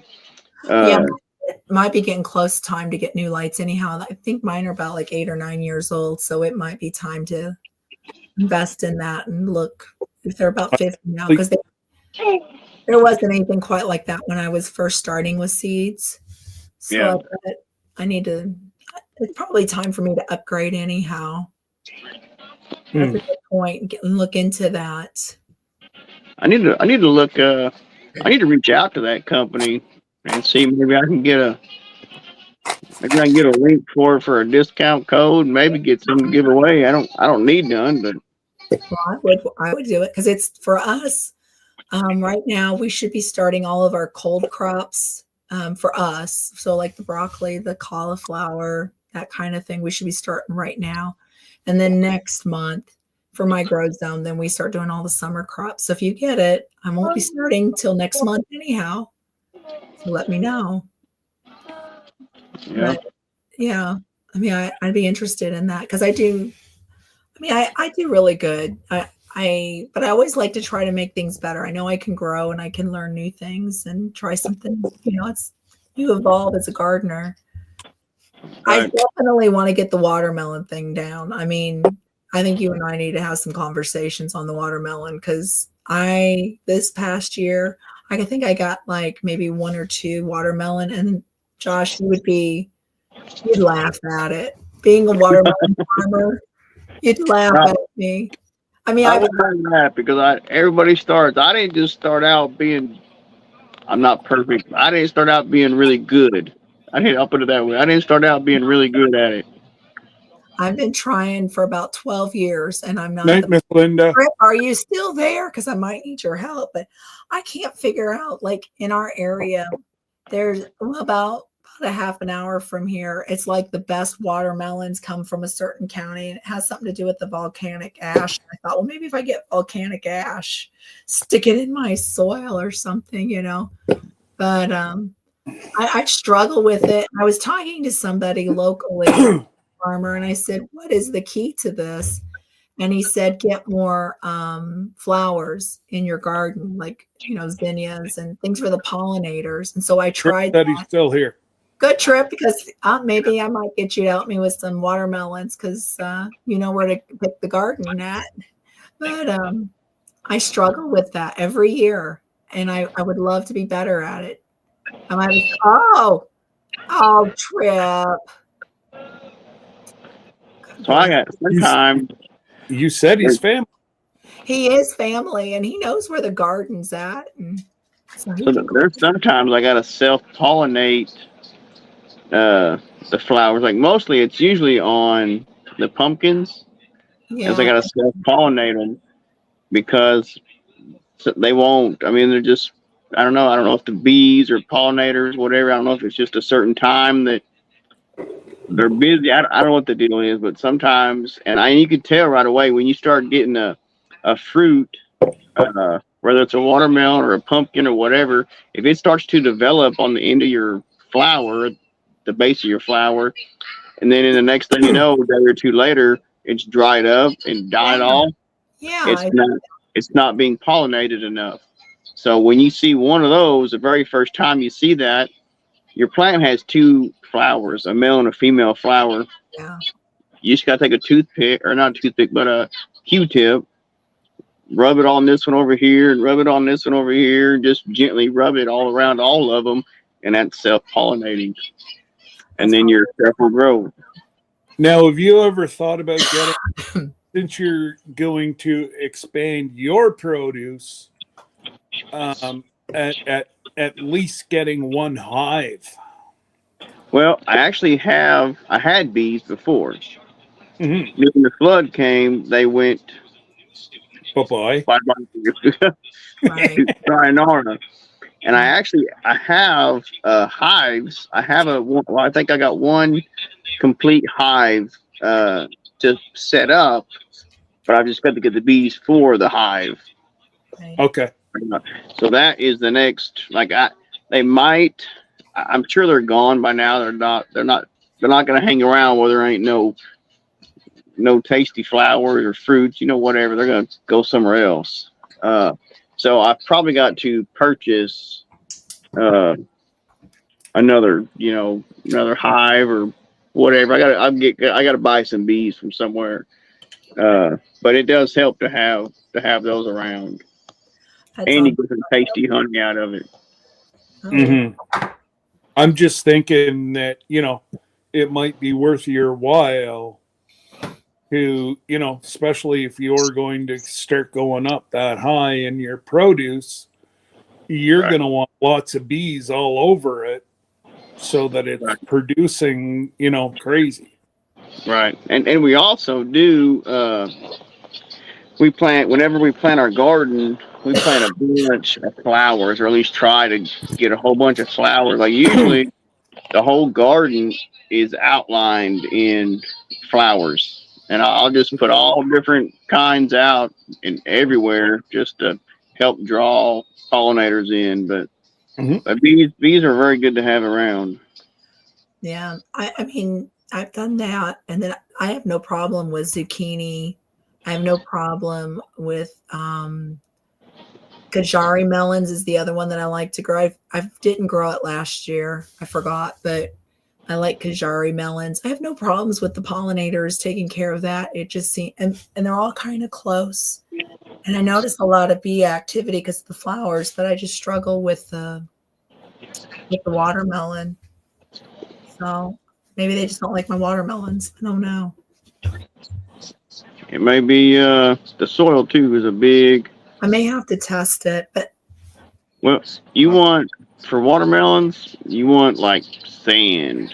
Sand is what watermelon will love. Really? Watermelons are a weed over here. Yeah, and that might be my issue because we have clay. I'm telling you, watermelons are a weed for us. We didn't plant a watermelon one, and I bet we had 60 or 70 watermelons out here. Yeah. And we didn't she planted them the year before. Yeah. And just the seeds that came from some of the ones that she planted the year before, they just took off everywhere. I mean, we had different plants popping up all over the place, and we didn't do anything to them, and they grew. We had huge watermelons. I mean, we had some watermelons that were, I mean, they were that big around. I mean, they were big, and you know what I did with them? I ate a couple of them, but most of them I fed them to the pigs when we had them, and fed them to the chickens. Chickens love them. You know, you want to make you a little imperfection in the skin on them, and they will take care of the rest. You know, or the actual cover of the watermelon. Yeah. Chickens love those things. They But do. You know what you grew might like want crazy. what you might want to do, Glenda, is put a little bit of potash in your garden and then get some of those bags of just sand, the cheapest sand you can buy. Do when I clean my coop out because we get rid of all of the sand once a year out of the coop. I'll just repurpose it for that. I'll repurpose the sand and maybe mix it in with the dirt or something. Yeah. See if that might work. Before you go to till it, put a good amount of sand, and even if it's just in the one row for the watermelons. Yeah, that's what I was gonna say. Is just for the sand, put it in your watermelons because, like tomatoes, they don't like sand. No, they don't. Yeah, so it's like I would make a certain spot just for the watermelon patch, pile it up. You want it to be just like real thin, just a really thin, sandy type soil for the watermelons. I got an area that I can do that with. But now let me ask a question because I rotate crops whenever I do my garden. Like I never put my tomatoes in the same row, but we have it all set up. We have woven ground fabric and we have fences, but so I will move it. Do you think I'll have a problem not rotating the watermelons? I'm looking at expert. Yeah, I mean, because you grow them professionally. You think Look of- at their. So Look on at our this. watermelons, go ahead. Sorry about that. No, no, Bucket- it's just, buckets. Yeah, I mean, Trip, I'm thinking getting it out of the chicken coop next month. We'll be cleaning it out, putting it in the 5-gallon buckets, and seriously putting it out in the garden for sure. For So sure. when you on the chickens, when you clean out the chicken coops and you put in the garden, try to make sure that it's really old out of the coop, or you put it in the winter before. Yeah, this is just the sand. You can use it when I use sand as in the litter instead of Oh, okay, using the okay. compost. So whenever I have a 5-gallon bucket and I have a sifter, just pour it all in there and it keeps the poop up. So I won't have problems with the chicken poop. It'll just be the spent sand. Okay, So- yeah. I have other things that I do with the sand afterwards. I put it out underneath of their coop. Like they go up underneath. My girls will kick it all out. So I'll just put the old sand down there and then it keeps them happy. But I like the sand method in the coop because it doesn't get stinky. And then I'm not allergic to the pine shavings. I have some in the garage, but I'm highly allergic to it. And I tried hemp and I didn't like hemp at all. So I just went back to my sand method, and it keeps keeps the flies down in the summertime, and it keeps the smell up, but I get rid of it once a year. So I think maybe some of that, maybe a 5-gallon bucket worth, and throw it in this one area and then get it tilled in. I think that would be good. But back to the question. So I wouldn't be able to rotate it. Do you think it would be okay? So I would put what I would do is make a long row and do half of the row like cantaloupe, half the row watermelon, and then rotate those two back and forth. Okay. That would work. Okay. I can do that. And then you can also put canary melons. We do the canary melons also. Come on, man. Come on, man. So I told you, Eric, he's coming out. I'm a grandma. It's okay. he's starting to get tired. Titus is on. Yeah. He's going to be climbing trees here in no time. Yeah, but yeah, I am. you're already climbing trees. Are you climbing? But yeah, so it would Bye. be Bye, buddy. you can put like canary melons, cantaloupe, watermelon. Just don't put the exact same thing in that exact spot every year. Okay, so rotate those two out then. Yeah, because what we do is like on the fields, we have different fields, and then like this year, the yellow watermelon's here. Well, next year we're gonna put it over in the other field. We're gonna put these cantaloupe over here. We just go back and forth. That would work really well for me because that patch that I've got, I could cut it in half and then, yeah, it would work. And Trip, I'm talking about at the front of the garden. So that way he knows where I'm talking at yeah, I'm thinking at the front of the garden, like against the road. That'd be a good spot to put it. So I think we got a plan. That'll help me out because I like to rotate it. And that way kind of keeps the pest pressure down. And I don't like to spray any of my vegetables with anything. I like to leave it as natural as possible. I mean, it's up against a cornfield and a soy field. This year it's going to be soy. So, I mean, there's chemicals that get into the ground. I just live with it. But I personally try to leave it as natural as possible. So I do the rotation is what I do. Right. So, yeah, thank you so much. And I'm going to give that a shot and see. And then on the cruise, then I'm going to be smacking my watermelon. Like, Josh, look, I'm smacking my watermelon. A good tasting one. A good taste. Sand. Yeah. So Actually, I just noticed we're way over time tonight. You just noticed that? No, I kind of saw it.